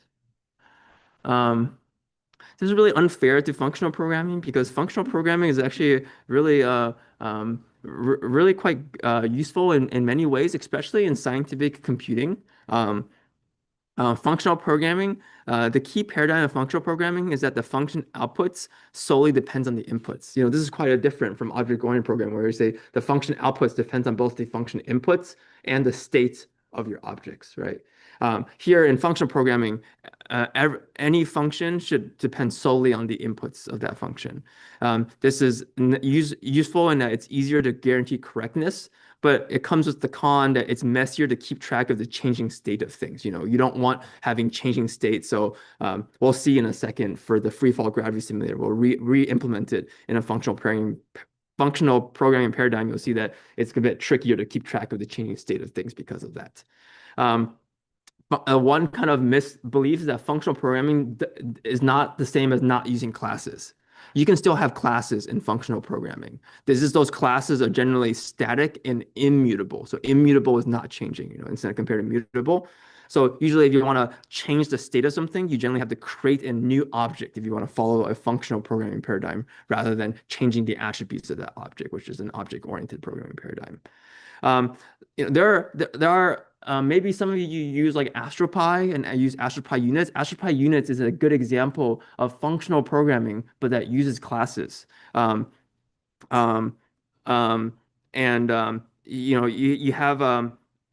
have classes like your units class, and you can do u.meters to u.nanometers. So these are two objects, u.meters and u.nanometers, but these are immutable. These never change, and this function will always produce the same answer because it's immutable. So this is an example of kind of functional programming.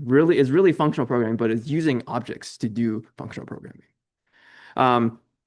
This could be useful in astronomy. Sometimes we are implementing physics equations. Maybe if you're implementing a data pipeline where given some input, you should always produce the same output. So again, maybe a place where you want to implement some sort of functional programming paradigm to ensure that repeatability. So object-oriented programming is useful when things change, or functional programming is good for deterministic things. And one thing is that this competition between the two is kind of a false competition.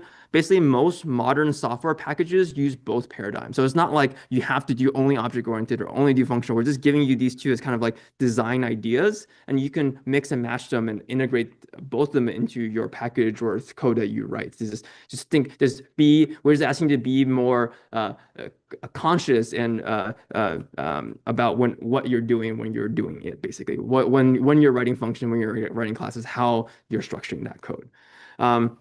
In the end, both of these paradigms are kind of programming styles to solve an engineering problem, and each group or development team will have their different approaches to tackling the problems. And you can have an object-oriented approach and a pure functional approach to tackle the same problem. And as long it solves the problem and keeps the code maintainable, then it's a good solution, right? It's just an engineering solution. There's no one correct, elegant answer, right? It's like these are all practical ways to solve a problem and based on the engineering constraints that we have. So just in the last few minutes, I wanted to show you a little bit of a taste of functional programming. So here is the free fall simulator that you guys just been spending time thinking about, written in a functional programming example. So here we have another particle class. This class you can initialize as well with a height and a velocity. So this is basically tracking an instantaneous state of the particle. So what is the current state of what is the state of the particle at a given height and velocity? It's like a snapshot. And here we've written a function called free fall time step, which is to simulate the free fall of a particle for a small time step. And what this function does is that given an input of a function of a particle at a given height and a velocity and an input time step, it produces a new particle that represents the new state of the particle at the next time step. So we're not changing the attributes of the initial input particle. We're creating a new particle to represent the new state. So you can see how this could be clunky, but how this could maybe be useful. Let's see if we can run this code. first. Okay, so here, we can create a particle, and we attach it to a list that tracks all the previous history, the states of the particle in time, and for every time step t, we can call the free fall time step function, which given a state of a particle, it produces the next state of the particle in the simulation, and then we add that next state of the particle in the simulation into our list of states. We have like a whole list of like snapshots of where the ball is and how fast it's dropping as a function over time in our simulation. So we have this, instead of a single particle now, we have a whole list, which takes up maybe more memory, but we have a whole list of all these particle states. And then another nice thing another thing about functional programming is that if you call free fall time step twice on the same input particle and you look at the output particle it produces, you'll see that they give you the same height. So basically, the same inputs always give you the same outputs. This could be a good thing, could be a misleading thing. So it depends on the programming context and what you're trying to do, whether that's useful or not. Okay, I think this is the end of this. If you're more interested, we have another bonus activity for you kind of get more you can do in your free time to get more interested to get more into object-oriented and functional programming. But this is just to get you thinking about how you design your code and how you use classes and functions are kind of the core things that make up most of the packages that you probably interact with. Okay, so we'll end that here. Let's take a 10-minute break, and then we'll resume at the top of the next hour for Git and GitHub basics. Okay, so 10-minute break.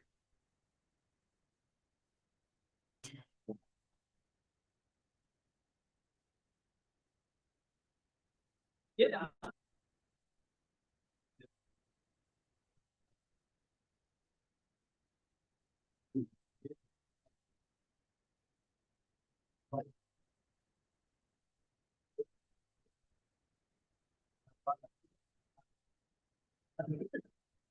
So, I need to go, I need to be at House Guys at 2:30. Okay. So, let's be at 4. Yes, In here. that's fine. Yeah. Okay, are you okay if I leave and then? Yes, should be fine. Yeah, maybe send me the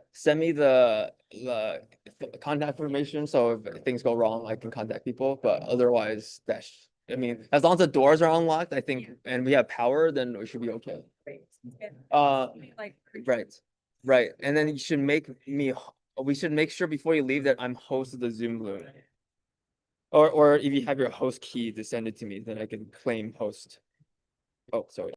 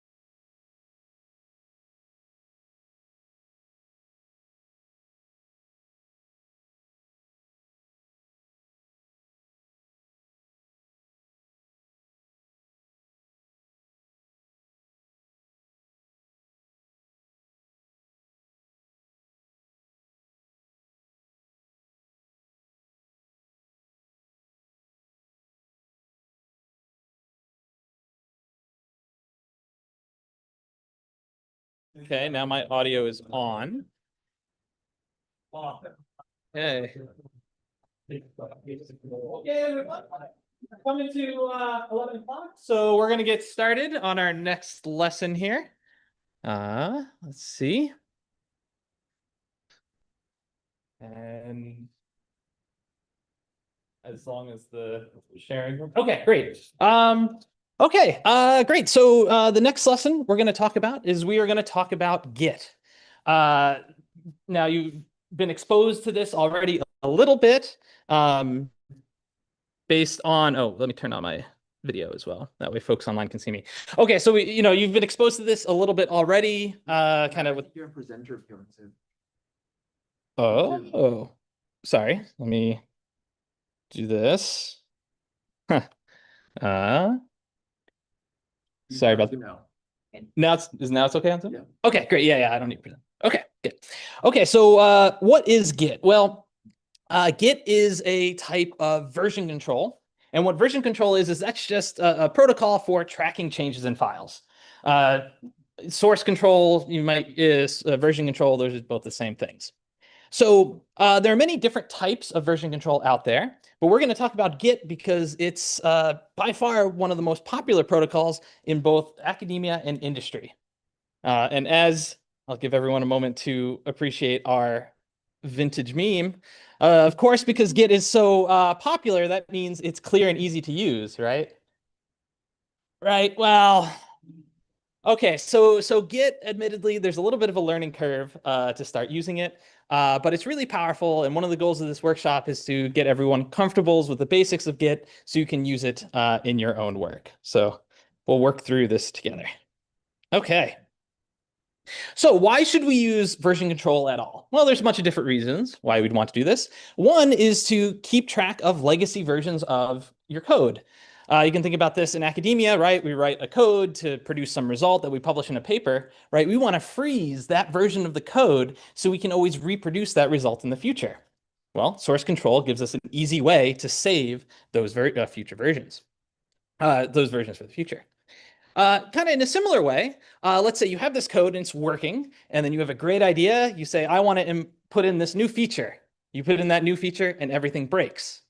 Well, if you want to go back to the code that was working before, rather than painstakingly undoing all of your changes line by line, with source control or version control, you can just jump back to the previous version that worked. You can also use it for debugging. You have a code, you made some changes, now the code doesn't work anymore. Well, with version control and in Git, there's a lot of nice tools that you can use to see line by line, okay, what changed in my code now versus what I had before. That can give you a hint as to what's going on. Why is the code crashing now? And then finally, and this is what most people think of when they think of using Git or version control, it's very powerful when doing collaborative work, like we'll be doing here in this workshop, right? You have version control allows multiple people to work on the same code base, make changes to the same code files, and gives us a way to keep track of the changes that are being made and to prevent people from overwriting each other's changes. Right. So our recommendation to everyone is to use source control anytime you code, not just when you code in a group. And in fact, you don't even have to be doing a coding task. You can use version control for all sorts of things. So for example, when I kind of write papers, I use Git to keep track of my paper versions. If any of you are familiar with Overleaf, right, nice online editor for LaTeX and papers, Overleaf has a nice integration with Git. So yeah, not just code, you can use Git and version control for all sorts of tasks. Okay, so with that, we're going to jump into a demo. And so in this demo, we're going to go over how to make a Git repository in GitHub and then copy it to your local machine. Okay, just defining some terms here. When I say Git repository, a Git repository, it's just a directory with files that are being tracked in Git. So Git repository, or repo for short, just think directory where Git is tracking stuff, right? GitHub, we've talked about it a little bit already, but GitHub, this is a cloud-based platform where developers can share and save their Git repositories to, right? So Git and GitHub are two different things. GitHub is this cloud repository where we can store Git repos. And then copy it to your local machine. Anytime I say local machine, this is your personal laptops. Okay, so then we're going to talk about how you can add and edit files into your Git repo, right, your repository. And then finally, we'll talk about how you can resolve conflicts between the remote version of your code, that's going to be the code up on GitHub, and the local version of your files. Resolving conflicts are sometimes the most trickiest things to do when dealing with Git. Okay, so this demo, we're going to kind of structure it as a code along. So feel free to code along with us, but I encourage you at some point, if you get stuck, don't try to debug on the fly. It's okay. Just, you kind of watch the rest of the demo and try to pay attention and kind of get the overall idea. We're going to have time at the end of this demo for everyone to break up in groups and work through the demo and debug any issues that come up. Okay. So with that, let's hop right into the demo. I'm going to escape this PowerPoint presentation here. Okay, so for this demo, you want to have two windows open. The first window you want to have open is a web browser. And the demo that we're going to do is on the Code Astro GitHub page. So we're at, right, here's Code Astro GitHub. If you go down to day one, right, click that. You see there's a folder called Git Intro. We're going to click that Git Intro. And then inside this file, this folder, you see this file gitdemo.md. Right? And if you click that, this is going over the entire demo, right? So again, if you get stuck, don't worry about it. You can always refer to this demo in the future to figure things out. Okay, so we have the demo over here. The other thing you want to have open is a VS Code window, right? Because VS Code, this is where we're going to do the demo itself. We're going to do this Git on the command line just for teaching purposes. So once you have your VS Code window open, you want to have a terminal window available. It looks like this down here. Just in case you don't see a terminal window, you can always open one. VS Code, if you go to this terminal button at the top, you go terminal, new terminal, right, this option here, and it'll open up the terminal on the bottom. Right? Okay, so these are the two windows that we want. So let's start with the web browser for now. So before we get into the demo proper, there are first some environment variables that we want to set on our machine for Git. And if you haven't used Git before, maybe these variables aren't set. So we're just going to set them really quick now before we dive in. And that's in this before starting section. And these lines here, we can just copy it. So let's start with this first line. We have git config -- global. That's this global variable, pull.rebase false. You don't have to modify this line at all. Just copy, paste it into your terminal window, and then you can hit enter. We're going to talk more about what that means later on in the workshop, so just don't worry about that for now. Okay, we also, the second line here, we want to set the username variable correctly. So again, you can copy it from the demo. Let's paste it into our terminal window, and instead of your full name, let's go ahead and you can put in your full name here, just like that. And then finally, the last thing we want to do, we want to set up the user email correctly. Same thing, copy into the terminal, and then go ahead and put in your email, right? Okay. So first, before I move on in the demo, can everyone see, is this large enough? Can folks see this terminal window here and see the text? Yes. Excellent. If it's ever too small, let me know. We'll make it bigger. Okay, great. So now let's dive in. Now we're all set. So the first thing we're going to do is we're going to make a repository on our GitHub pages, right? So let's go ahead. Let's open that web browser.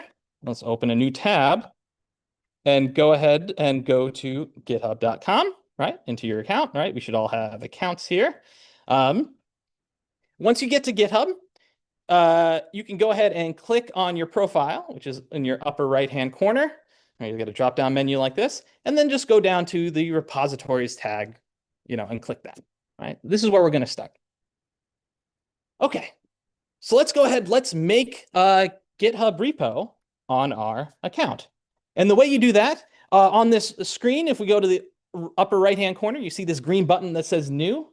Go ahead and click that button, and then GitHub says, okay, we're going to make a new repository. You have to, we have to fill out some information.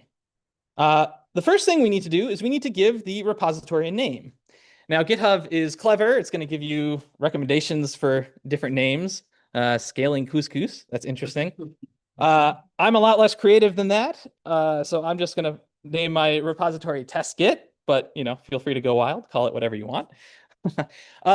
Description, I always find it's nice to put a little description in your demo, in your repos, what this is about. So this is test demo for Git. It's just my little description there.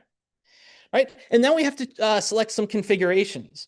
The first thing that's very important is we want to choose the visibility of our GitHub repository. By default, it's public, and for this demo, we're going to go ahead and keep our repos public. What that means is that anyone on GitHub can Google search, can search in GitHub and find your repository. But you could imagine, let's say you're working with collaborators and you're working, with code you're not ready to share yet. You can make repositories private, and so that it's only shared among people who actively get invited to it. Okay, for now, we're going to keep our visibility as public. And then the last thing here, let's go ahead and toggle this switch that says add README. Yeah, READMEs are just nice to have.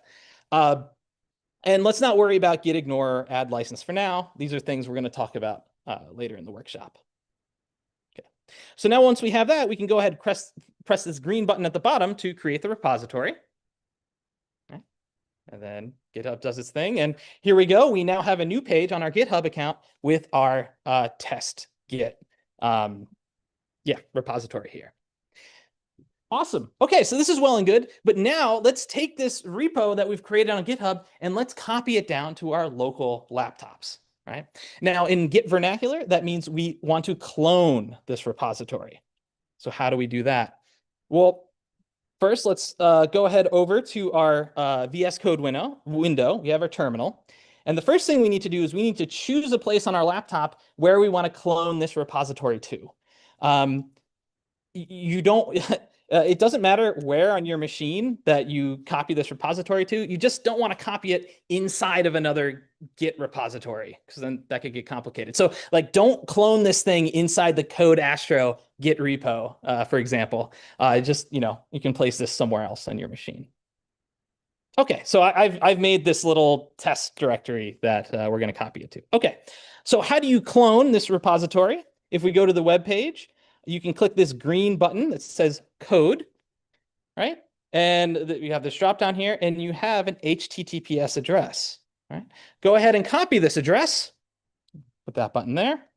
And then we can go into VS Code, right? We're in the terminal. We're where we want to copy the repository to. And we're going to use the command git clone. And then we can go ahead and paste that URL that we copied. Go ahead. Git does its thing. And now, right, if I do an ls in this empty directory I had before, now we see that test git exists. It's now on my local machine. And I'm going to go ahead and just cd into test git for now. Okay, great. Okay, so now we have the repo on our local machine. I'm going to share one of my favorite Git commands of all time, and that is the command git status. I will use this all the time throughout the demo, and this just tells you the status of your repository. Okay, so I do git status now. It's just it gives us some information. It says, okay, well, our repo, we're on branch main. We're going to talk about branches in a little bit. Don't worry about that for now. We'll stick with the main branch. The branch is up to date with the origin. Fine. I should say now, what we mean by origin, that repository that we made up on GitHub, that's considered the origin of the repository. And then now we have a copy of the origin, we have the local version of the repository on our machine. So origin, think GitHub, and then we have our local copy on the machine. Okay, so not much there. Great. Okay, so let's go ahead, let's add a file to this Git repository, right? And let's do it on our local machine in VS Code. And so there's a couple different ways you can do this. But here, I'm just going to go into VS Code and go File, Open Folder.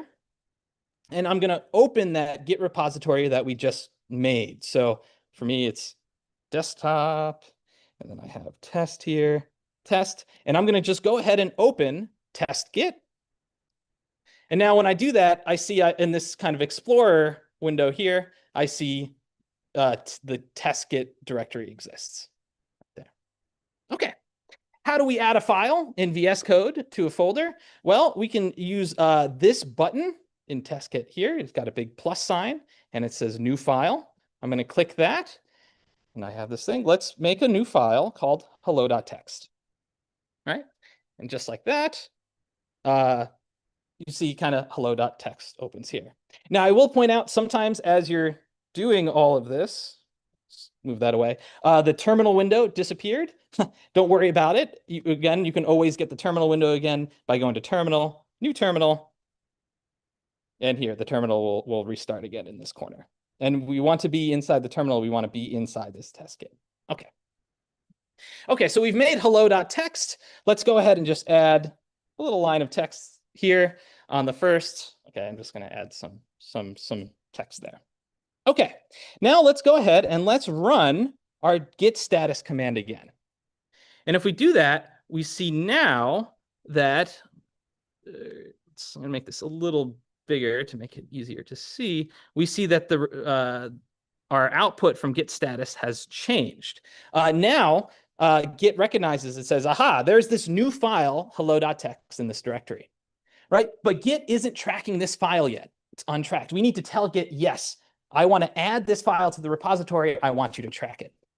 How do we do that? Well, we use a command called git add, and then you can go ahead and type in the name, of the file. So git add hello.txt, right? Just like that. Okay, let's run git status again. As I warned you, it's my favorite command. And now we see that the status has changed again. Now it says, aha, now I see that there is this new file that I'm supposed to be tracking, and there are changes, and this file has changed. Okay, so now Git knows we need to track it. Now we need to tell Git, yes, the changes that we've made in this file, I want you to save into the Git history. These are changes that I do want to track, right? These are changes that I want to commit to the repository. And that's exactly what we're going to do. We're going to, in order to commit these changes, we will use a command called git commit. And the full command, you git commit name of the file, hello.txt. And we don't stop there. There's one more thing we need to do. We need to add a commit message, right? Which is a short little string saying what changes were implemented in this change. So the way you do that, you add a -m, and then in quotes, we can put our git commit message. Now, I encourage you, git commit messages, you want them to be short, but you do want them to be meaningful. You could imagine if you're working on this big repository and there are hundreds of commits that you're trying to debug, sorting through these commit messages can be very helpful as long as you have helpful messages. So for this message, let's just go ahead and say, okay, this is the first commit of this file. So now I have git commit hello.txt -m commit message, and then I can go ahead and add it. Okay, now one more time, let's go ahead and do git status. Now the status has changed. Right now, the repo recognizes, okay, we're on git main, we're still on the main branch, that's fine. But now you can see the output says the branch is ahead of the origin, right? This thing up on the repo by 1 commit. That's the commit we just added. So let's do the final step, right? Now we've changed the repository on our local machine. Now let's go ahead and push those changes up to the origin on GitHub. And I use the word push because that's the name of the git command. In order to do this, we say git push. We specify we're going to go to the origin, right? We're going to go up to GitHub. And let's also specify which branch we're pushing to, main, right? So the full command is git push origin main, right? We do that, and Git does its thing. Okay, so let's hop over to our repository on the website here, right? Here's our test git repo. Now, if we refresh this page, there we go. There is hello.txt. That's what we just made on our local machine. Now it lives in the origin, now the repo on GitHub. Okay. Okay, let's go back to VS Code. Now let's make another change to this file. We have hello.txt just in the text editor here. Let's add a second line of text. All right, we're going to save it. Okay, right now, if we run a git status, it says, aha, this file has been modified. Now, I want to pause here because sometimes when you're working in a code repo, at least for me, you know, I get this message that a file has been modified, but I forget what that modification was. right? What has changed? So a useful command I find is called git diff. You can do git diff and then put the name of your file here. And you're going to get a little bit of text output that's going to tell you what has changed in the file. Here it says, oh, okay, before the text was first, now we have first and second. Okay, so I find git that to be useful. Yeah, because now I can write a commit message. Now I know, is this something I want to keep? Is this something I want to get rid of? Whatever. So let's go ahead and git commit this new change we made, hello.text, right? Git commit hello.text -m. We have our second commit. Hand. Yes, sorry.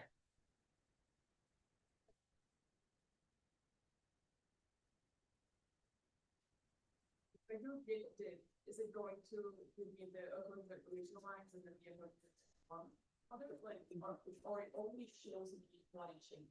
That's a great question, and I'll repeat it just for the folks online in case I couldn't hear. So the question is, if I run git diff on a large file, say with hundreds of lines, but only one line has changed, right? What does git diff show? Does it show all 100 lines, or does it show just the changes?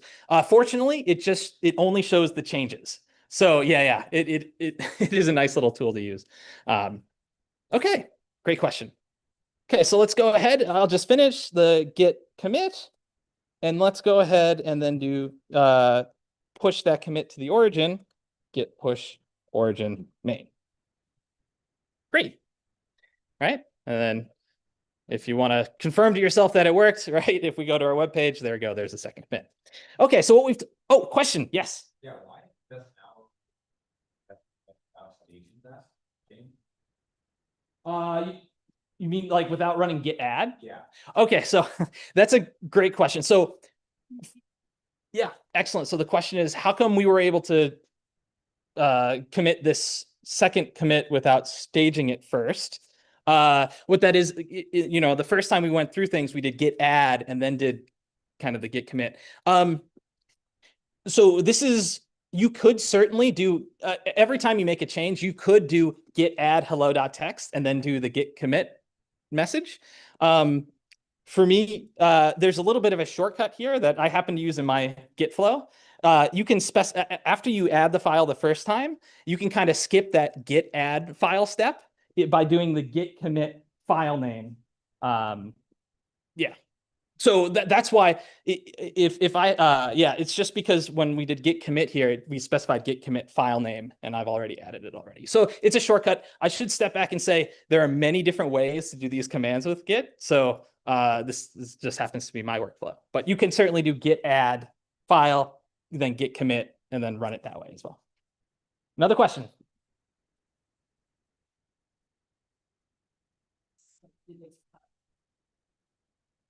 Yeah. Yeah, that's a great question. So if you run multiple, when you do git commit, but don't do the git push, kind of what happens? It does store up on your local repository here, right? So, and in fact, I encourage everyone when you're working on a code, you want to commit often. You kind of in different files, you're working on your local repo. Commits, you want them ideally to be as like small a changes as possible so you can track them easier.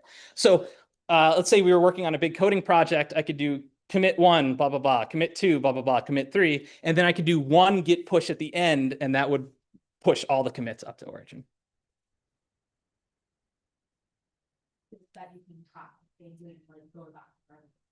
Yeah, so what's the difference between that and saving frequently? Well, when you save, the difference is that it tracks the changes inside the Git system. Like if you were just saving the file on your local machine, sure, that file is saved, but it's not inside the Git. We're going to talk about a Git commit tree in a little bit with Jason with a Git by him. Tomorrow. Oh, sorry. We'll talk about that tomorrow. But like, yeah, you won't see snapshot. Like you're saving with commits, you get snapshots of your different versions of files that you can revert back to. If you're just saving, you don't get those snapshots for free on that. Yeah, exactly. Okay, excellent. Another question. Okay. The version history, like on Google Docs. Yeah. Yeah, yes. So it is. Yeah, exactly. Right. The Google history. Google Docs is a version control system. Yeah. You want to repeat that? Oh, so the question was, is this like the version history inside of a Google Doc? And the answer is yes. I mean, the version history in a Google Doc, that is a source of version control, and it works quite well. So this is with Git, this is just another version of source control. But exactly, it gives you those snapshots. And yeah, that shows you how it can be so powerful and so useful. Question on the end?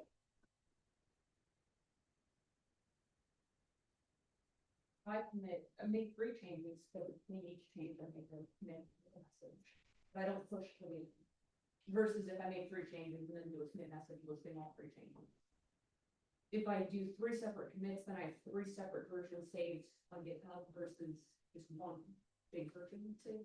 Exactly. So the question is, what is the difference between doing 3 changes and storing that in one big commit versus having 3 separate commits with each individual change? Exactly. If you have it with the separate commits, now you have a separate snapshot at each of your changes.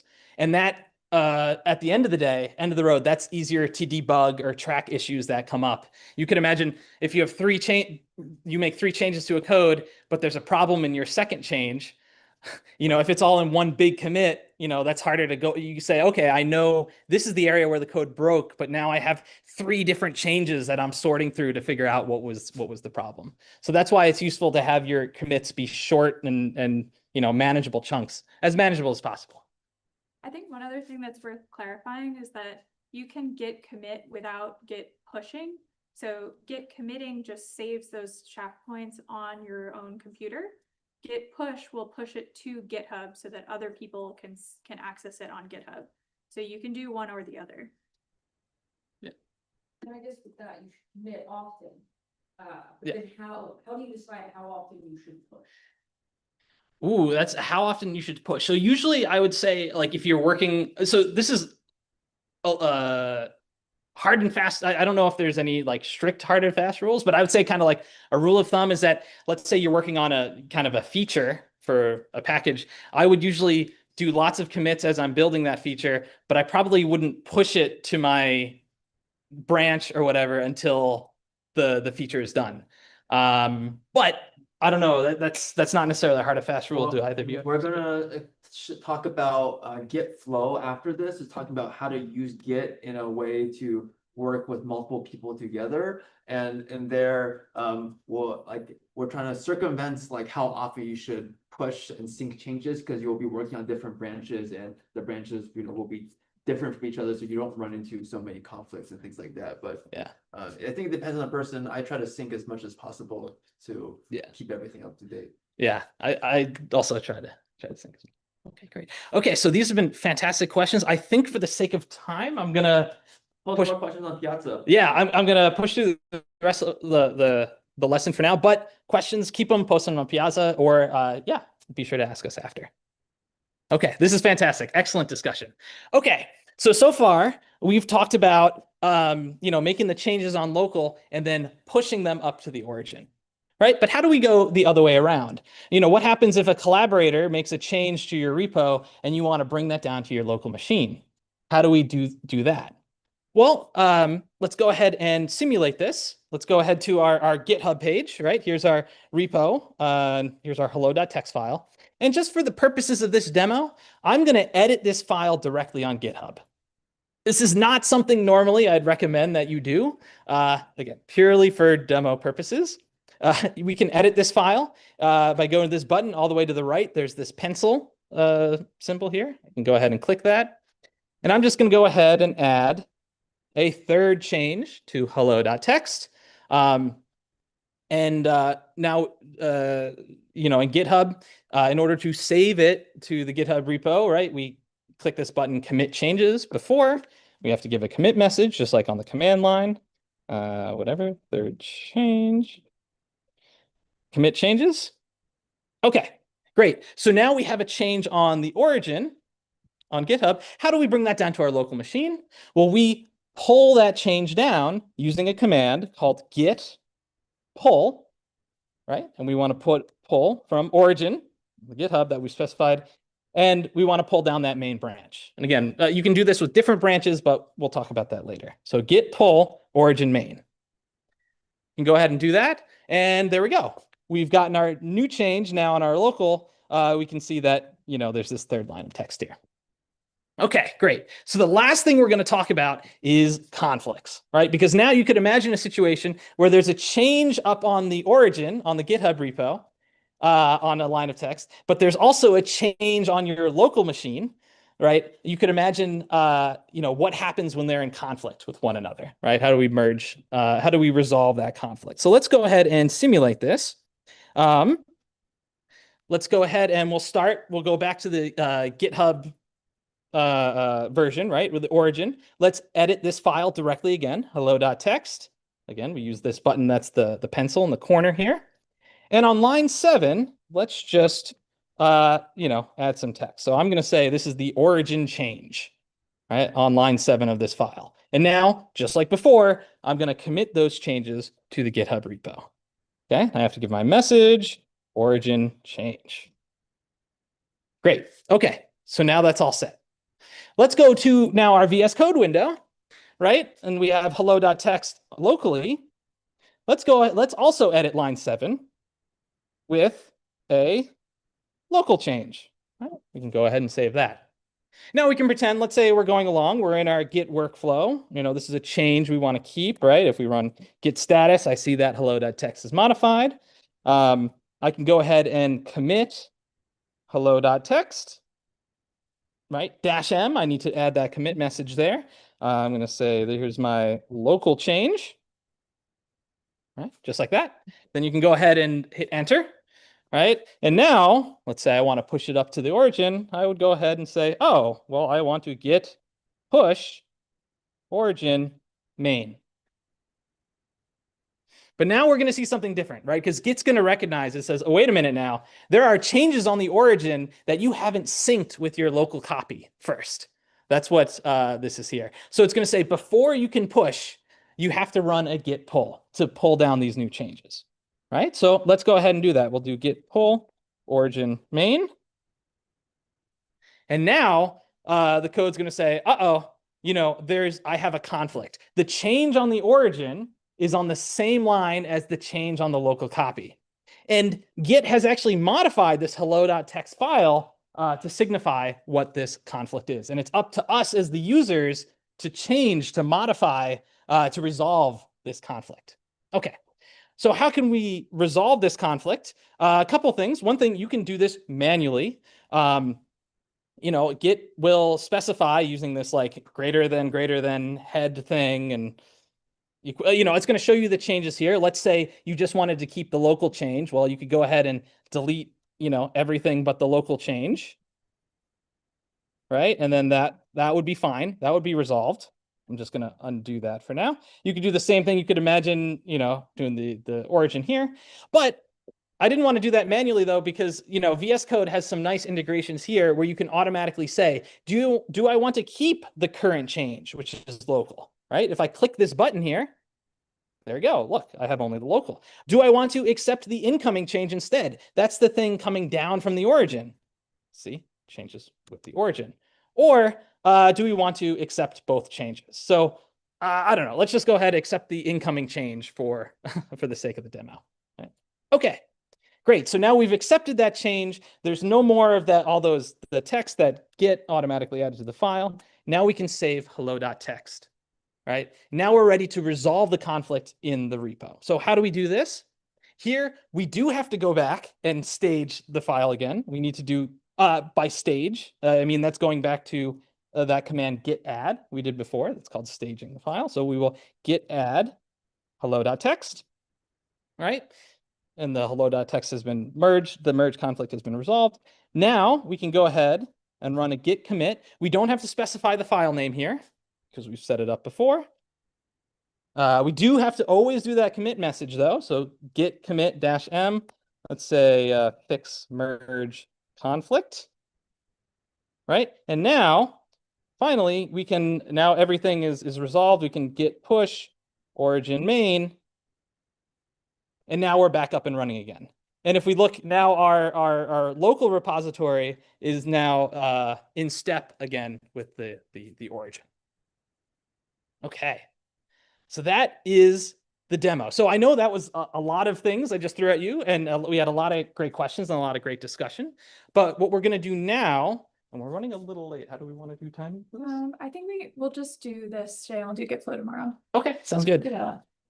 Okay, great. Perfect. Okay, in that case, let's go ahead and take the next 10 minutes. Everyone break up into your groups. And first thing, let's see, can everyone reproduce the steps of the demo that we just did?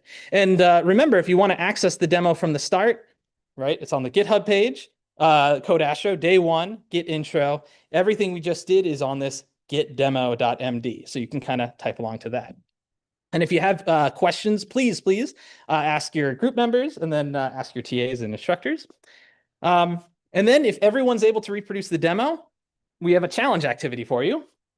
And that's choose a group member, have everyone in the group clone that group member's repository, and then try to edit the same file at the same time and then push back to the origin. This will cause conflicts. They'll cause a lot of conflicts. So can you work together to resolve these merge conflicts and bring the repo back to order? And just a quick note to do this, the owner of the repository, you will need to add your group mates to give them permission to push directly to your repo. And the way you do that, if you're on your repo here, I think you go to, that's right. There's the settings button, and then you can click collaborators. Oh. Then you have to be logged in order to do that. And then you can add people here with their usernames. Yeah. So that's the activity. And I'm going to leave here on the screen. I'm just going to leave a quick summary sheet of different useful Git commands to help you as you go along. So please be sure to ask us questions if you run into any problems. So thanks. Okay, how should I split up let's see, breakout groups or?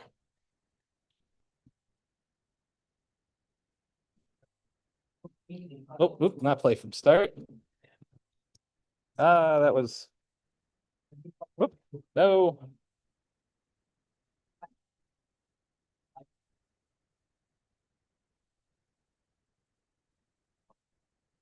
Yeah, that didn't work. Oh, I guess when I did that's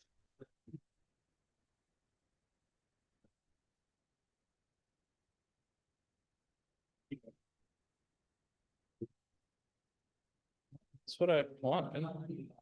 Okay.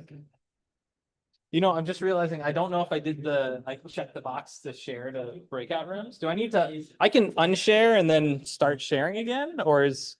You should be able to keep doing it. Yeah, if you just click it again. Yeah, because I didn't see the. Weird.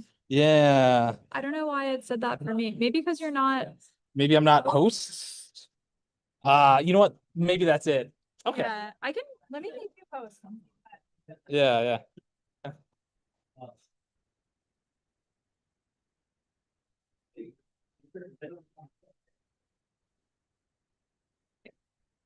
Okay, let's see. So now as host, I'm going to share. Share to breakout rooms. Okay. So, well, Great. Okay, awesome. That way they get commands to there. Excellent. Great job, as always. Oh, thanks. Yeah, no, it's a fun lesson. So, I was wondering because I saw GitFlow was on 2 days. I was wondering if we've added more to GitFlow or if it's No, it's kind of like last year we were just, I feel like we always run out of time the first year and the first day, and last year we just did, I think last year we did the lecture part of GitFlow the first day, and then we did the activities the next day, but I think it's fine to just do the lecture doesn't take that long. So I think it's okay to just do it all the time. And I feel like the questions are really good too. Yeah, I think that was really good. Yeah. I think that was much more valuable than rushing through and trying to get to GitFlow today. Yeah. Awesome. Yeah, so I think it ended. So I think it'll be 11:45. I think it'll be that. Sounds good. Yeah, I know we can wrap up, right? Yeah, we honestly could probably give them another 5 minutes to keep working on it, so we could come back at 50 after. Yeah, because we started a little bit after 40. So. Okay. Yeah, and then we'll just do the wrap up slides. The main like time thing in the wrap up slides is we give them time to ask a question. So we'll do, but 10 minutes is fine for that. We'll give them like 5 or 6 minutes to do the question. Okay. So, yeah. That's good. Yeah. Be okay. Yeah. Great. Yes.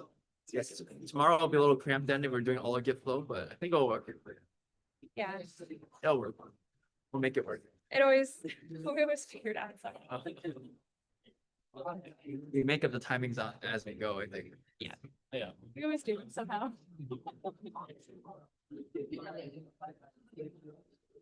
I'm just realizing. I think I have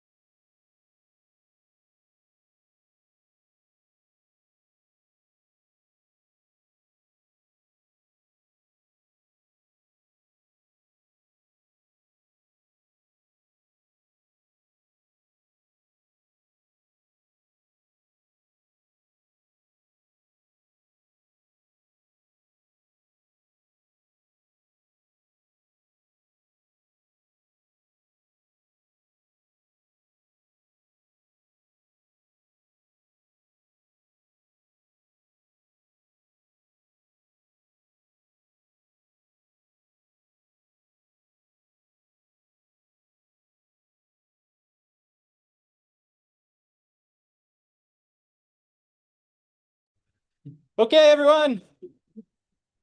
Okay, let's bring it back together here. We're about ready to wrap up for the day.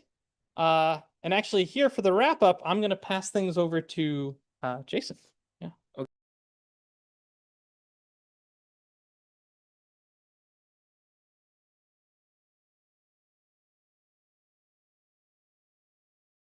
Okay, we're just figuring out AV issues. Hopefully you guys had some great chaos in your Git commit histories.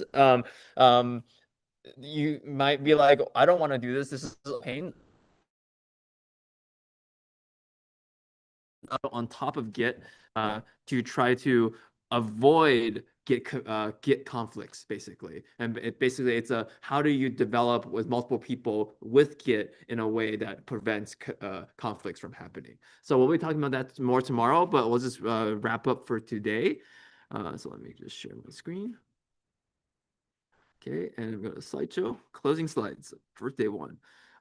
Just a reminder, we have a class source vocab list. So if you go check this out, is on our list of, you can find this in many different ways. One way you can do this is if you go to our day one, you should be able to find all of our various slides, including the closing slides, and you can access the class source vocab list from there.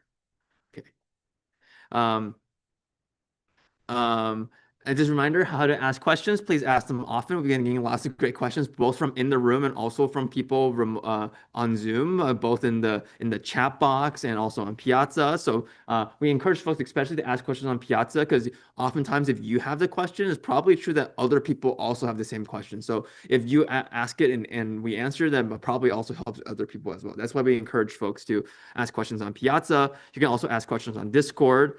So we'll be monitoring all these mediums as always. Oh, and we're gonna to encourage everyone to use Piazza. We're gonna take 5 minutes right now for everyone to ask a question on Piazza. This will keep the TAs busy for this afternoon. So we're gonna spend five 5 minutes right now. We're gonna come back at 58 after. Everyone's on your own. Go to Piazza and ask a question about. It could be about anything we covered today, things that you are wondering about. From anything related to Coastro, it could be related to group projects and things like that. So just ask a question right now on Piazza, just to get everyone in the habit. People often say that they don't have any questions, which is false. I know you all can think of a question, so try to think of a question and put it on Piazza.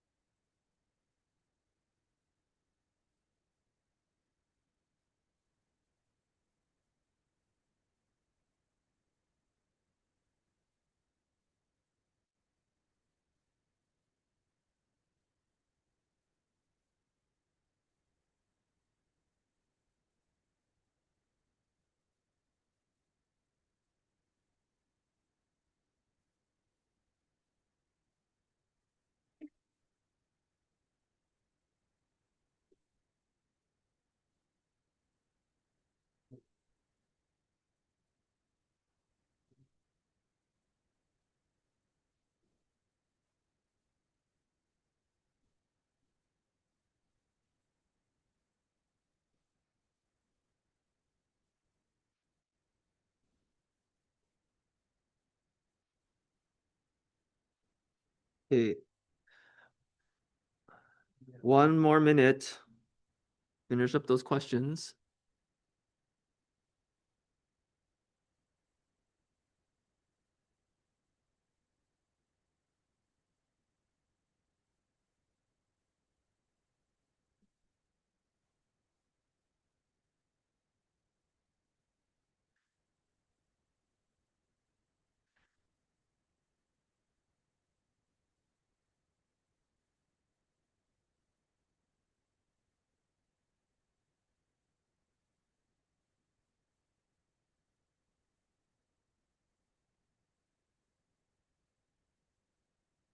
Okay, hopefully you all have are posted some questions or in the middle of posting questions. Let's come back together and just wrap up now. So yeah, please ask questions throughout this week. It's a great time to do so. We have lots of people who are willing to answer questions, so get all your questions answered now. Just a reminder, by the end of today, our goals is to identify which development environment is most appropriate for your programming task, decide when and how to use functional and object-oriented paradigms, use Git to contribute to version control code. And we didn't quite make it to Git flow, but we'll cover that tomorrow. And just a reminder for your project goals is what you'll be working on asynchronously for folks remotely or this afternoon for the folks here in person is to decide on a purpose of the package and write one central function or class. And we also, in our main README, we have a nice project timeline example that one of our head TAs, Kruthi, wrote that I wanted to point you all at. If you go back to, that's not it either. If you go back to Code Astro and go down the README, there's a timeline time expectations. It gives you a sense for what kind of what you should try to do in each day, and it also gives you a sense for what to expect in the next few days. So just the emphasis of roughly how much time you have each day. If you're going to take Wednesday off, then between day 1, day 2, and day 4, how much time you have, and we'll be doing lots of other things in the next few days, and you'll be probably wanting to do those things. So don't try to make an extremely ambitious project. Just try to get one piece of functionality working today. It's kind of our main suggestion here. So I encourage you all to take a look at the timeline and time expectations part of the README to get a sense for what's going to happen in future days, to get a sense for how to scope this project that you're going to do in this one week. Okay, let's go back. Oops. Okay. All right. Also, when you're picking a name for your package, check if it exists already on pypy.org. Otherwise, you'll have issue uploading your package to PyPy because there's already a package. It's first come, first serve. Just a reminder, we have two optional lessons today. We have a 3 to 4 p.m. Pacific time here and on Zoom. Using the same Zoom link, we'll have a lesson on the basics of machine learning. And then 4 to 5 p.m. also here on Zoom, we'll have a lesson on vibe coding, on the basics of vibe coding. Okay, I just wanted to end with don't apologize for everyone that's here. You all belong here, and this workshop is for you. We have people of many different skill levels and many different programming backgrounds. So, but this workshop is for everyone, and use the resources and materials however is best for you. We try to purposely have materials at a bunch of different kind of levels. So hopefully wherever you are at in your programming journey, you'll find some part of this workshop that's useful for you. So, and this is not a class. We're not evaluating you. There's no grades. It's about you should take out what you want from it, and we're just trying to help you learn. So, take what you want to get out of this workshop, and everyone here. Everyone here belongs here and is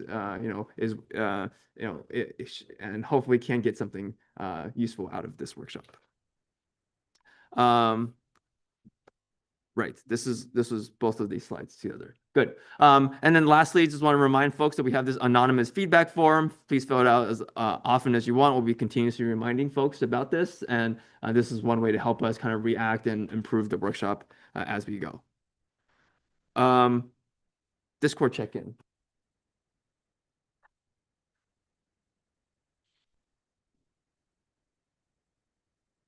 So heading into the afternoon when we're going to work on group projects, I just want to do a quick check-in. This morning, I sorted everyone into channels for their project groups. So please go on Discord, make sure that you can see the channel for the group number that you're in. There should be two. There should be a text channel and a voice channel. So that way, if you're working with anyone remotely, you can use that voice channel. If you can't see this, please come find me and I'll make sure that you get sorted into the correct group. Or if you happen to move groups this afternoon or another day, come and I'll make sure that you get put into the correct one.